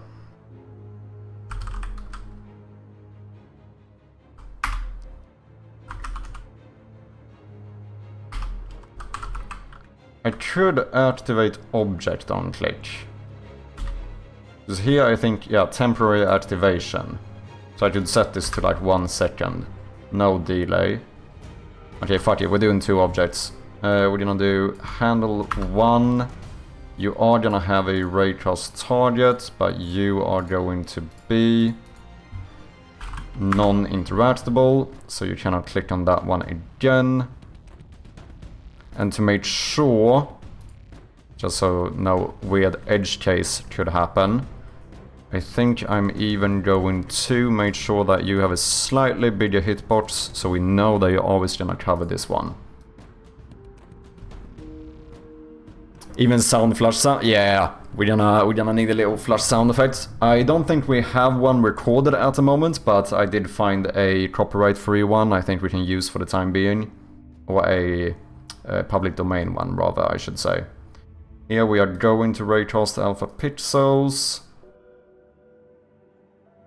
We don't need to switch sprites. We don't need to disable that, although I could, but now it doesn't matter. We're gonna activate this object temporarily, and then we are of course going to play a sound on click for testing purposes. We are going to play the bin close sound effect. Sure thing. Sure thing. Then we need to switch your sprite to this one. Oh, yeah, sure. Is that correct? That looks fine. And you should be disabled from the get-go. Start. You know that you can move sprites with a specified increment to do pixel perfect in placement using magnet icons in the top bar of the scene view. You need to figure out the numbers, but it's very handy. How does that work? Because what does that take into account if you have objects that are uneven and even pixel widths / heights as well? I guess it should. Nazdar. You specify the increment yourself. Nymph, welcome in, man. How you doing?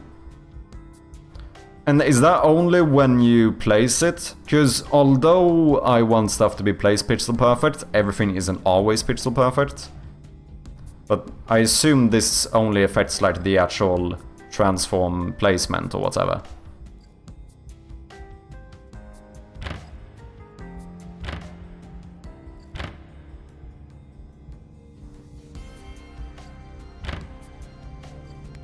Okay, that seems to work. We need a sound effect.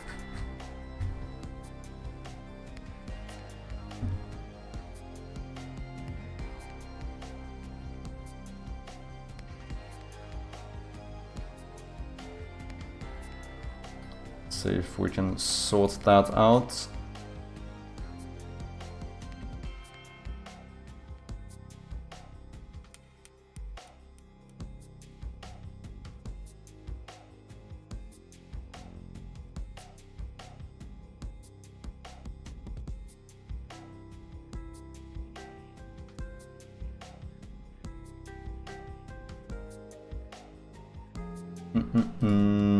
Just give me 1 second here.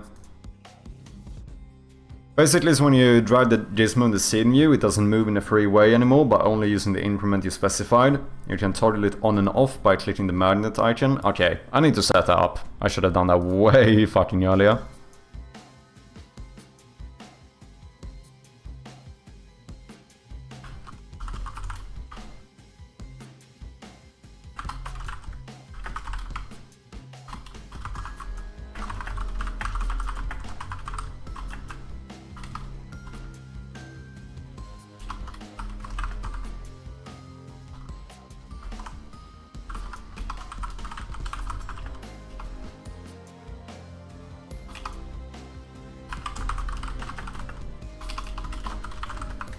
Just 1 second, sorry guys.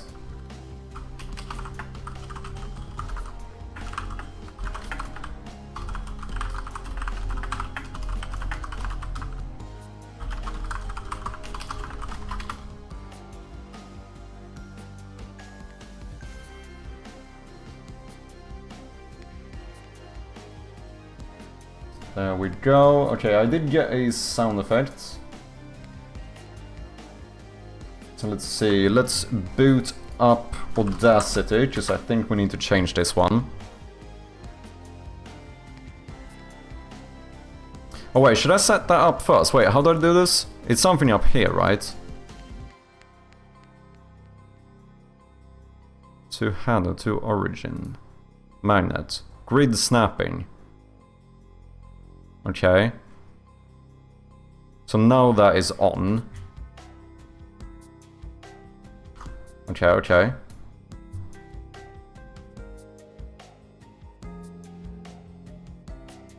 So I need twice... but that's not perfect.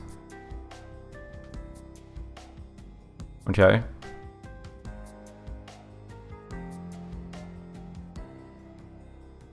Oh, why is this slightly uncentered?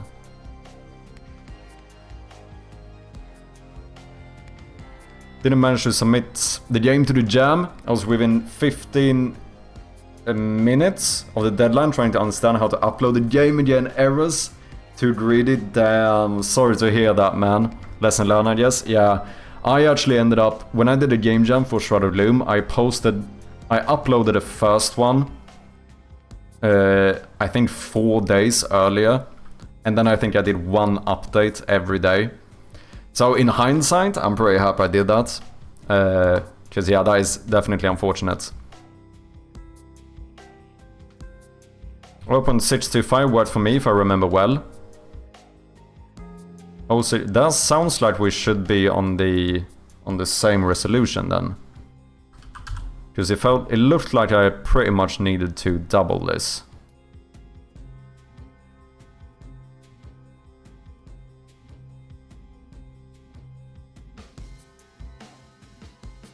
No, something is weird. Because you're snapping a bit to the side. Is this like, is my fucking canvas in a weird position or something? Why is this set up to 320 by 180? That shouldn't be the case. Well, you follow the camera, don't you?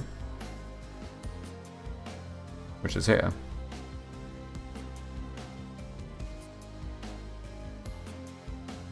I don't know how this shit works.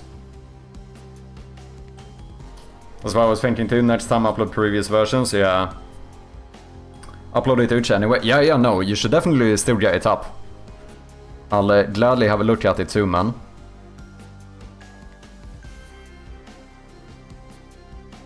PPU. What's the PPU? PPU is pixel per unit. Pixel per unit. 1. Oh, so wait, does that mean I should have 1 there? Because if I move the position here from 15 to 16, then I move this up exactly 1 pixel.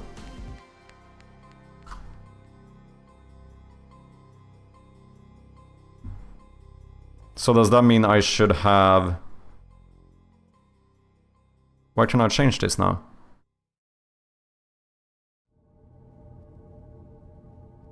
Why are you like untoggled? Oh, because I'm in the wrong... Ah, yeah, okay, that makes sense.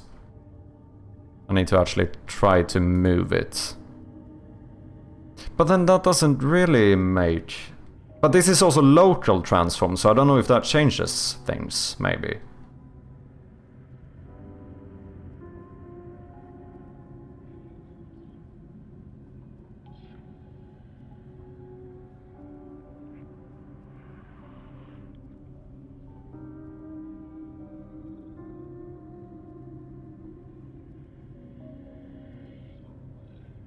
Okay, let's try 0.05 as you said. Let's see what happens. Oh, it didn't snap away now. No, but that's not right. But it looks like it's moving a... It looks like it's moving 1 pixel. That looks very much like 1 pixel, just not aligned correctly. Catherine the multitasker with the raid, welcome in. How are you doing? How have you been and what have you been up to? Anything you wanna share, anything you wanna show, let me know. I heard some little bird say something. Did you cancel the 100 game thingy to do a video game? Is that correct? Let me know. Big shout out to Catherine, yet another game developer here on twitch.tv. Go and check them out if you haven't. For anyone coming in, if you don't know me, I go by Mad Sherpy, and we are currently working on a point-and-click horror game / puzzle game. We're working on really important stuff here for the demo. We are gonna make a flushable toilet, because that's what my playtesters want. But yeah, demo coming out in 6 days. Here's a little teaser for you.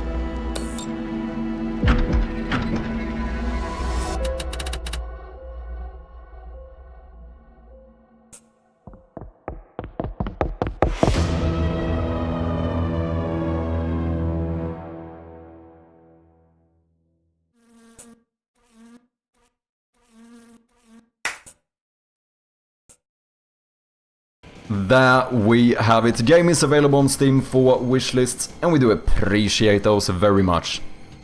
Okay, what are we saying in chat? Welcome in, Profits, and thank you very much for the follow.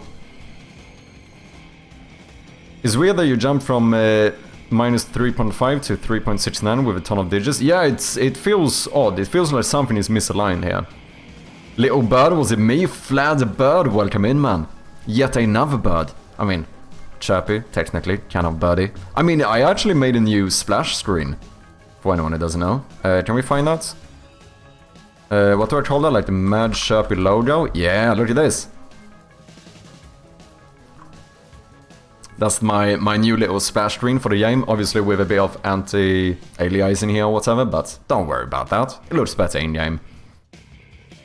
Added to wishlist and followed. Thank you very much, Profits. That does mean a lot. And Catherine says, yes, I did. I called it at 52, so I could work on my first big project. Felt ready to move on from the Game Jam light prototypes. Nice.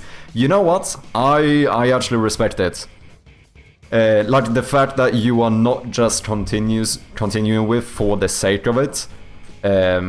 Like if you felt ready to start a bigger project, then you know what? I think that's fair. So what do you have some deets? Do you have something to share with us here? What are you currently working on? 52, that's actually impressive. It's really impressive. And that's some good, we played a couple of them. I still really like the... You know that thing that goes downstairs? Like boom boom, you know? She made this game with basically the character was kind of controlled like one of those. And kind of like a platformer, you have to like get through this little obstacle or whatever. Feel free to link your itch if people wanna check out the games you've been working on. That one I highly recommend. I thought it was like, you know, it fairly like simple concept or whatever, or like a simple game loop. But you know what? I actually found it really good. I think that game, unironically, I think it could work really well as like kind of the rage game typest game, you know, like making because a lot of those have kind of like awkward controllers. Like that's not to say that the controller isn't good, it's just like it's so difficult to describe this without making it sound in a way that I don't want. Like I kind of want to say unintuitive, but that sounds like like talking, like in this context, I think that's kind of good, if that makes sense. Like it's weird, it's unusual movement, right? And I think that works really well for those rage games. Like, I don't know. I enjoyed that game way more than I thought I would. Streamer, do you know the correct way to pronounce? Yes, it's Godot, Godot, Gado, or any other pronunciation that it might be. We watched some video about how to pronounce it, and that one, I think they said there's a lot of them, but that people basically, I think at the end of it, the conclusion was basically that if there was such a thing as the correct pronunciation, it probably would be Gado, because I think that's what like one of the first developers of it or whatever called it. With that said, I say Godot. Yeah, Jigglebone, that was the one. Welcome in Artspots, good to have you, man.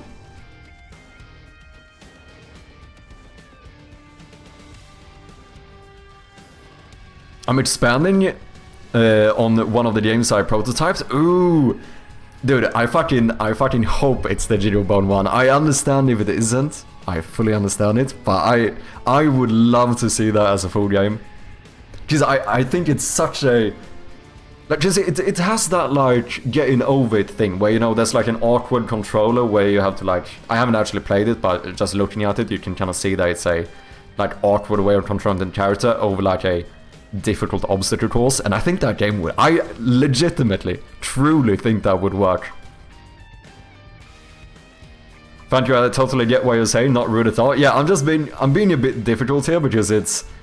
Like, I'm using terms such as, like, awkward and unintuitive, which obviously a lot of the time have, like, a quite negative connotation, but in the context of a rage game, I think sometimes that kind of is what you want. Like, it kind of works. If your camera size is 5, and you have a canvas rendering 16 PPU, then your horizontal size is 2 times 5 times 16, 160. Wait, my horizontal size. Okay. So the increment should be 2 times 5 divided by 160. These are the maths behind the scene. Okay. Okay, but didn't we try this one? Because that's the one you said you did, right? I'm starting to wonder... Yeah, it's like slightly misaligned. But this is no, this cannot be right, because here you see the difference, right? And here it's less, and this is set up correctly, so it's not moving. It is slightly more than a pixel.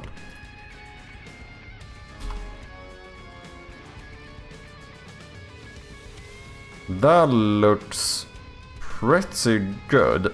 0.06 looks good, but once again, it's like misaligned.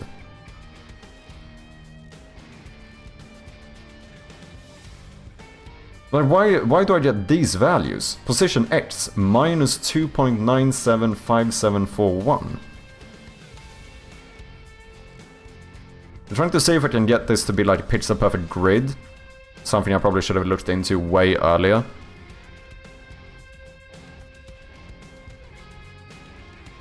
Godot just like g'day. Yeah, pretty much. Pretty much, to be honest. Pretty sure it's straight on. Oh, like a GIF and GIF. Is that a reference here? That's a very good one. I think it moves with the right increment, but somehow there's a pivot problem or something. What happens if you start from 0, 0? Well, it could be a issue with parent. Yeah. Is everything... Let me do this. Let me enable this. The toilet, which is the parent object, is aligned correctly. It looks fine.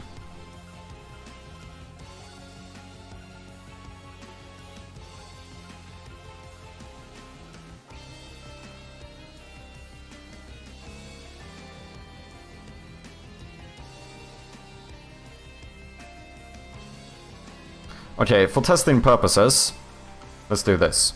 Which one am I moving?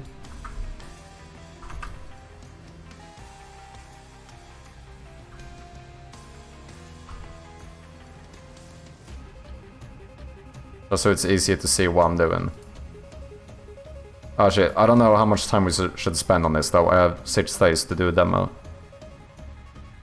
Because this is not correct. Now we are... Well, I'm moving slightly more than a pixel, which means I should have a lower value. But still, even if that's the case, I'm not aligned correctly still.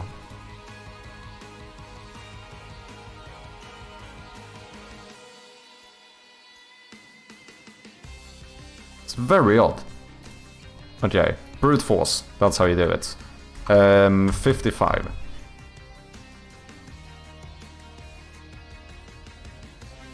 Almost looks good. No, I am slightly off because it is getting smaller and smaller here. This would make my life so much easier if we could get it to work.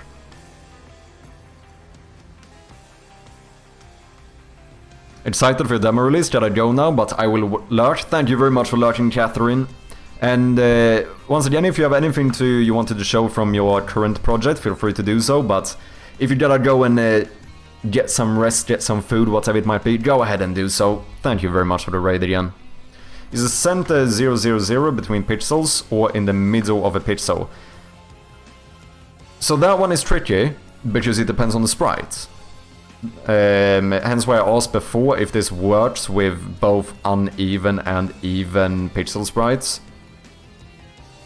Because for a even, if something is even, like this, 6 by 6, then, okay, this one has a parent object, so it's acting a bit weird now. Because I assume that the parent is uneven. Yeah, we have a middle pixel here. But normally, if it's even amounts, height and width, then 0, 0 will be pixel perfect. But if it is uneven, then like 0.5, 0.5 will be pixel perfect. Yeah, don't spend too much time on that, I didn't want to disturb your progress. Sorry. No worries at all. Like, to be very clear, it would be great if I got this to work, because long term, I mean, if I would have sorted this out earlier, this would have saved me quite a lot of time, right?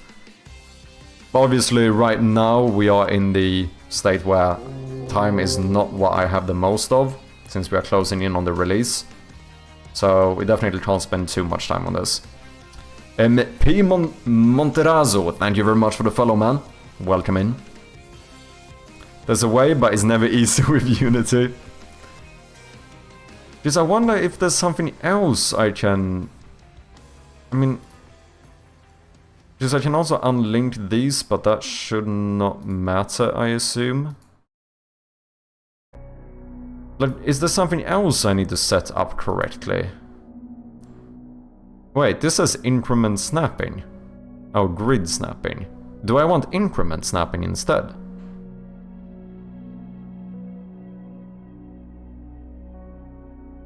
Okay, if we disable that one, and then I'm gonna put 1 here. And are you are always on, yeah? That doesn't seem to do anything. Rotate scale. It doesn't look like this is on, so I don't know if this 88. It doesn't seem to do anything. Well, can I put negative value? -5? Oh no, that changed to 0.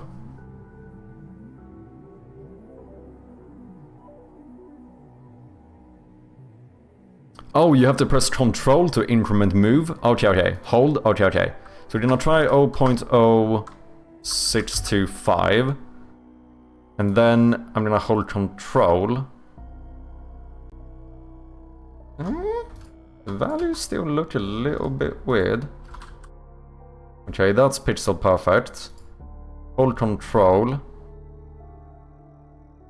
Yeah. Now I move slightly more than I should. Now that is disabled, so I guess that shouldn't matter here. Okay, 0.06. It is... I'm still moving slightly more than I should. So the increment must be smaller. The increment I'm looking for is smaller. The annoying thing though is that grid snapping would be nice, because now I still have to align this, because if I align this like here and then do this, yeah, it's not pixel perfect. So the only thing is that, I mean, it's still better, because then I can make sure that stuff is aligned, and then when I want to drag it around, I just hold control to have it snap. It's still better, but we need to figure out the actual value here, which is slightly less than this as well. I mean, I do suppose I could just brute force this. 59. Still too much. 58. Still a little bit too much. 57. Slightly too much. 56.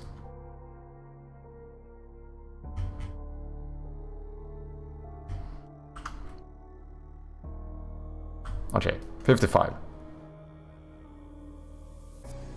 No. Still very close, but now it's slightly too little. So what, 555? Oh, that is close.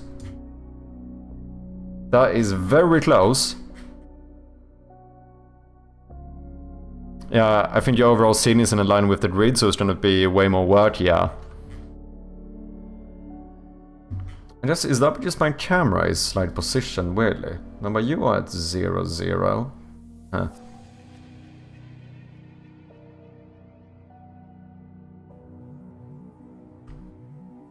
Okay, what did I should go to 1.5, so it's still slightly too little. What's the canvas PPU? Canvas reference pixels per unit is set to 100. Should I set that to 1?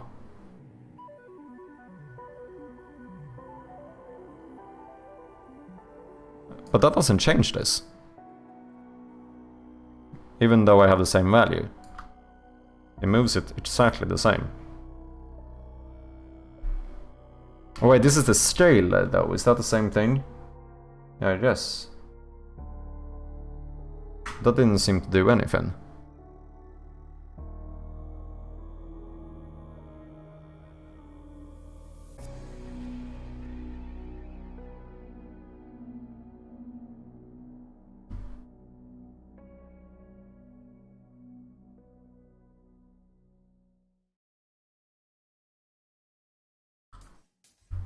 Wait.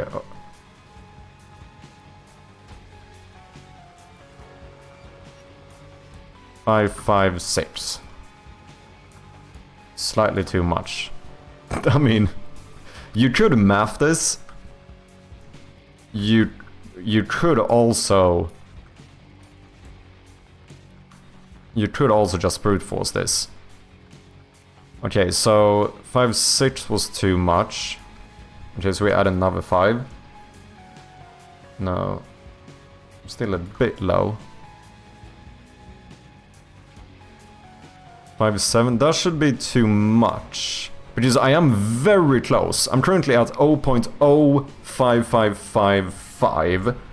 And I should land at 1.5, and I land at 1.499902. Wait. This seems like a AI overlord type of issue. Or type of question.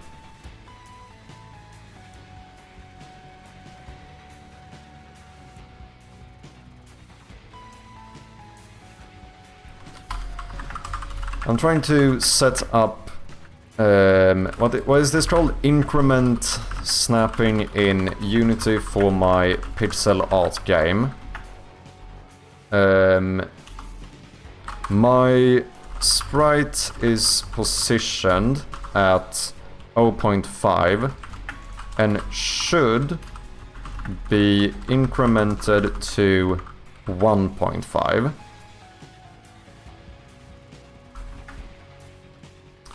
I currently have the increment set to 0.05555, and that takes me to 1.499902. So to the position of that. So slightly less than it should be. What increment value am I looking for here? Because I feel like it should be able to do this with just this, right? Because with these values, I feel like there should be a way to mathematically calculate this. Because it has all the references, right?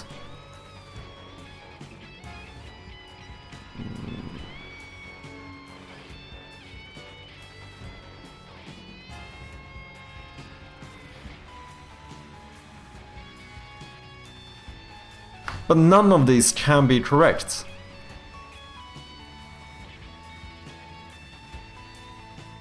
Because 0.05 is the closest. Like 0.06 is way too much. But here I'm clearly moving too much. I don't... Tell me your PPU your sprites use. Oh, what my sprites use. So what would that be here? Pixels per unit. That is set to 100. So, should you be set to 1? This can't fuck something up, can it? Wait, is this risky changing? Could this affect like all the positions and stuff I've set up? Because in that way, I'm kinda in too deep to do this. Pixels per unit is set to 100. And my reference pixel thingy on the canvas is also set to 100.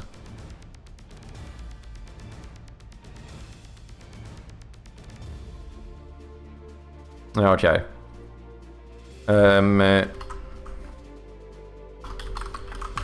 My actual canvas is set to 320 by 180. However, the reference PPU is 100 and the sprites PPU is also 100.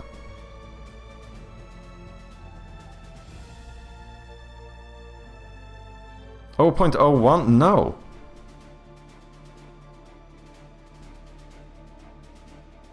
No. That cannot be correct.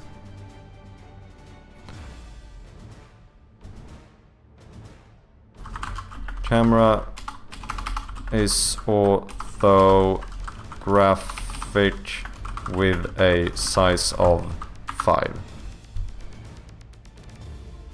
So then it should be 0.05? No. Around 5.56. But I can't take around. But wait, you're still saying it should be... But this is incorrect. That cannot be true.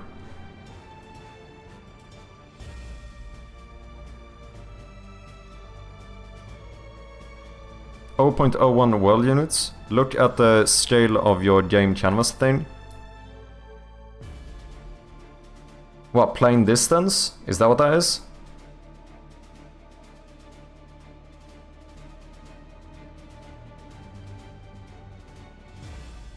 Oh, are you talking about this? Because this does look a bit weird. This should be 320 by 180. It's set up to be the same as the camera.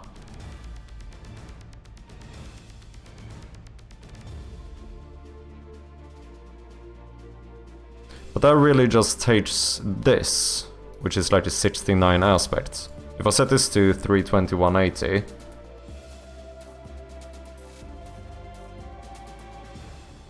now you are set to 320 180.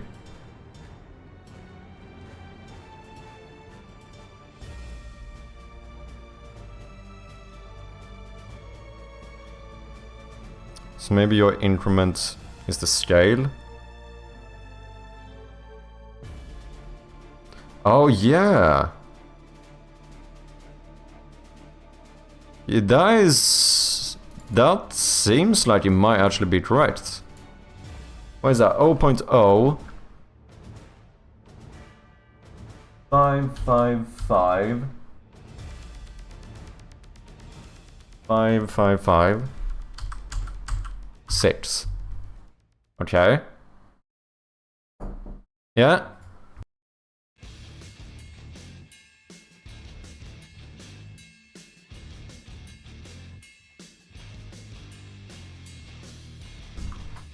Okay, let's see.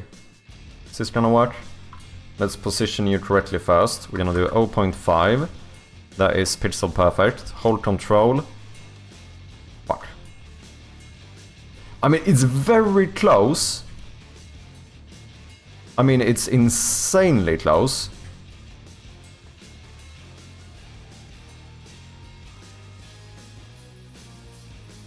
My Y position isn't even correct.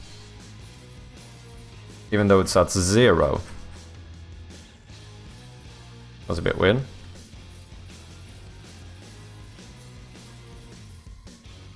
We are definitely close, but I don't know if you could even argue that we are potentially close enough. Yeah, it's also floats, I suppose, which could be the issue. Yeah, we'll see. I'm gonna have to look into this. It would be really nice if I could get this to work.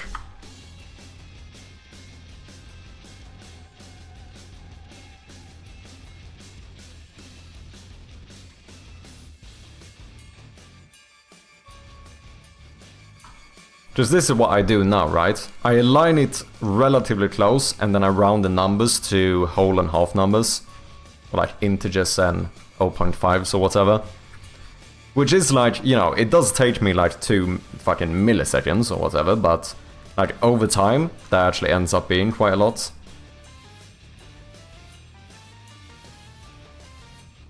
Okay, I do have to head out of here, kind of like now, because we got some dinner going. Let's see if we can just quickly sort this thing out.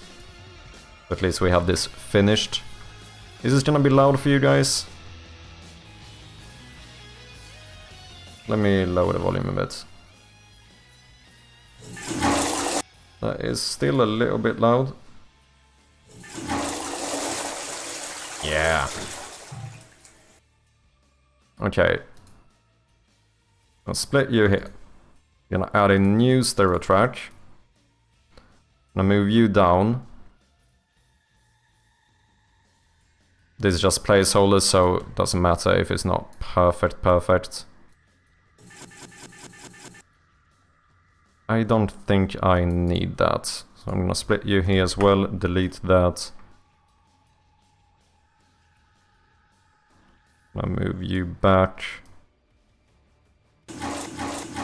That sounds pretty good. Sure thing. We're gonna go here. We're gonna select like this spot or something, and we're gonna fade this out. I still want this ending though.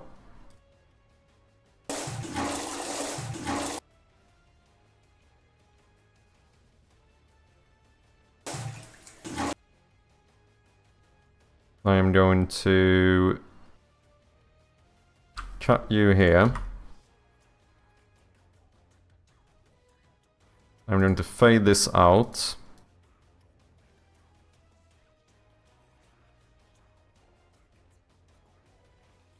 And I'm going to fade this in. How does that sound?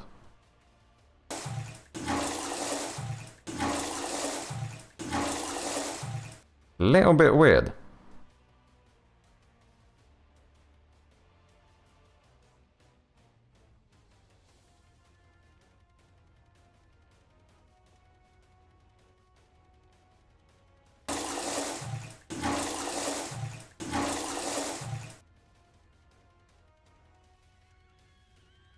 What if I just lower the volume of this?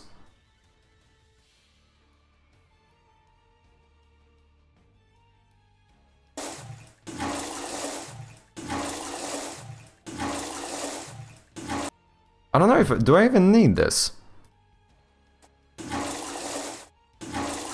It kinda sounds like I need it.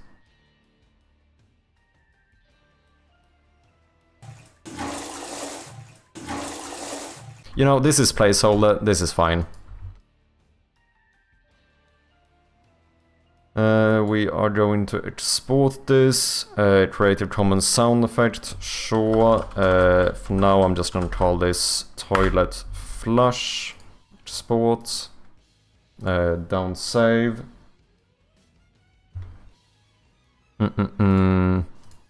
Audio. New sound effects.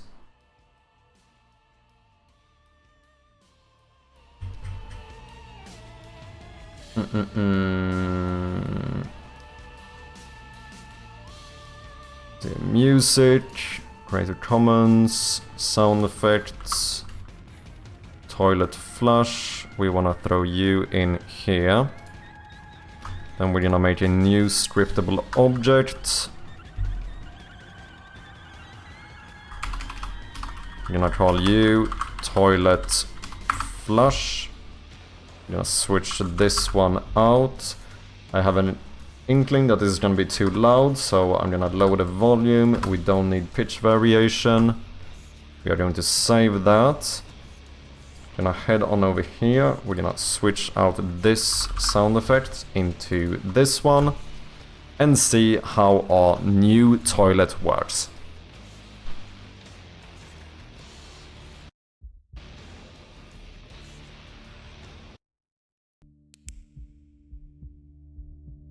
Oh.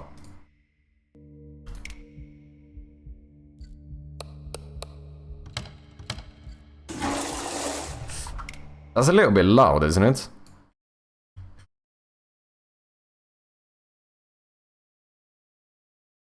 A little bit loud still. Maybe 0.5 is fine.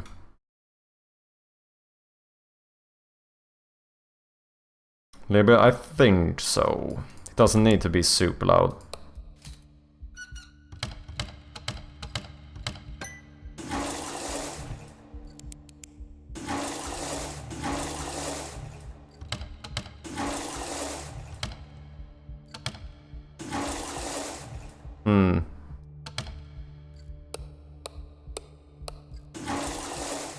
Is that good?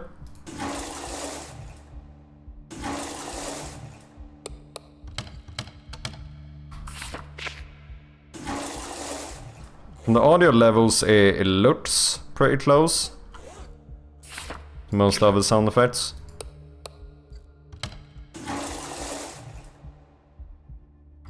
I still feel maybe a little bit loud. What if I do 0.45?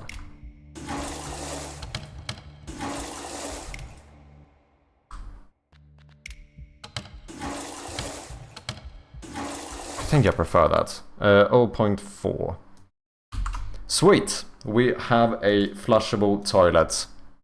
That was unironically one of my priorities, so I'm pretty happy with that. But as I said, ladies and gentlemen, I do need to get out of here, but please stick around and let's see if we can find someone to throw a little raid at. If you've been enjoying the stream, of course, make sure to hit that follow button. Other than that, if you haven't, make sure to wishlist the game and you'll get reminded when the demo comes out. Would very much appreciate if you play it, especially if you also review it. That's gonna be quite important. Other than that, you know, as always, if you end up missing me too much, make sure to check out the main channel on YouTube. There we go. 30 minutes. Should we head over to Aramus, maybe? I think I've only read him once or twice before. And I think it's been a long time. Sure, let's do it. 10k wishlist celebration? Damn, look at this guy. GG, man. Happy for ya. Okay, let's do that. I shall be back on Monday as per usual, but until then I hope all of you have a great rest of your weekend. Make sure to throw that chirpy raid in the chat. And yeah, as always, truly from the bottom of my heart, thank you guys for hanging out. Thank you to Catherine for the massive raid. We also had Crit as well as Strom and Mr. Zombie with the resubs, as well as Anonymous Gifter with 2 gifted subs. Really do appreciate it. But yeah, that will be it for me today. Tatubari, thank you very much for hanging out, man. Appreciate ya. See you next time, guys. Cheers.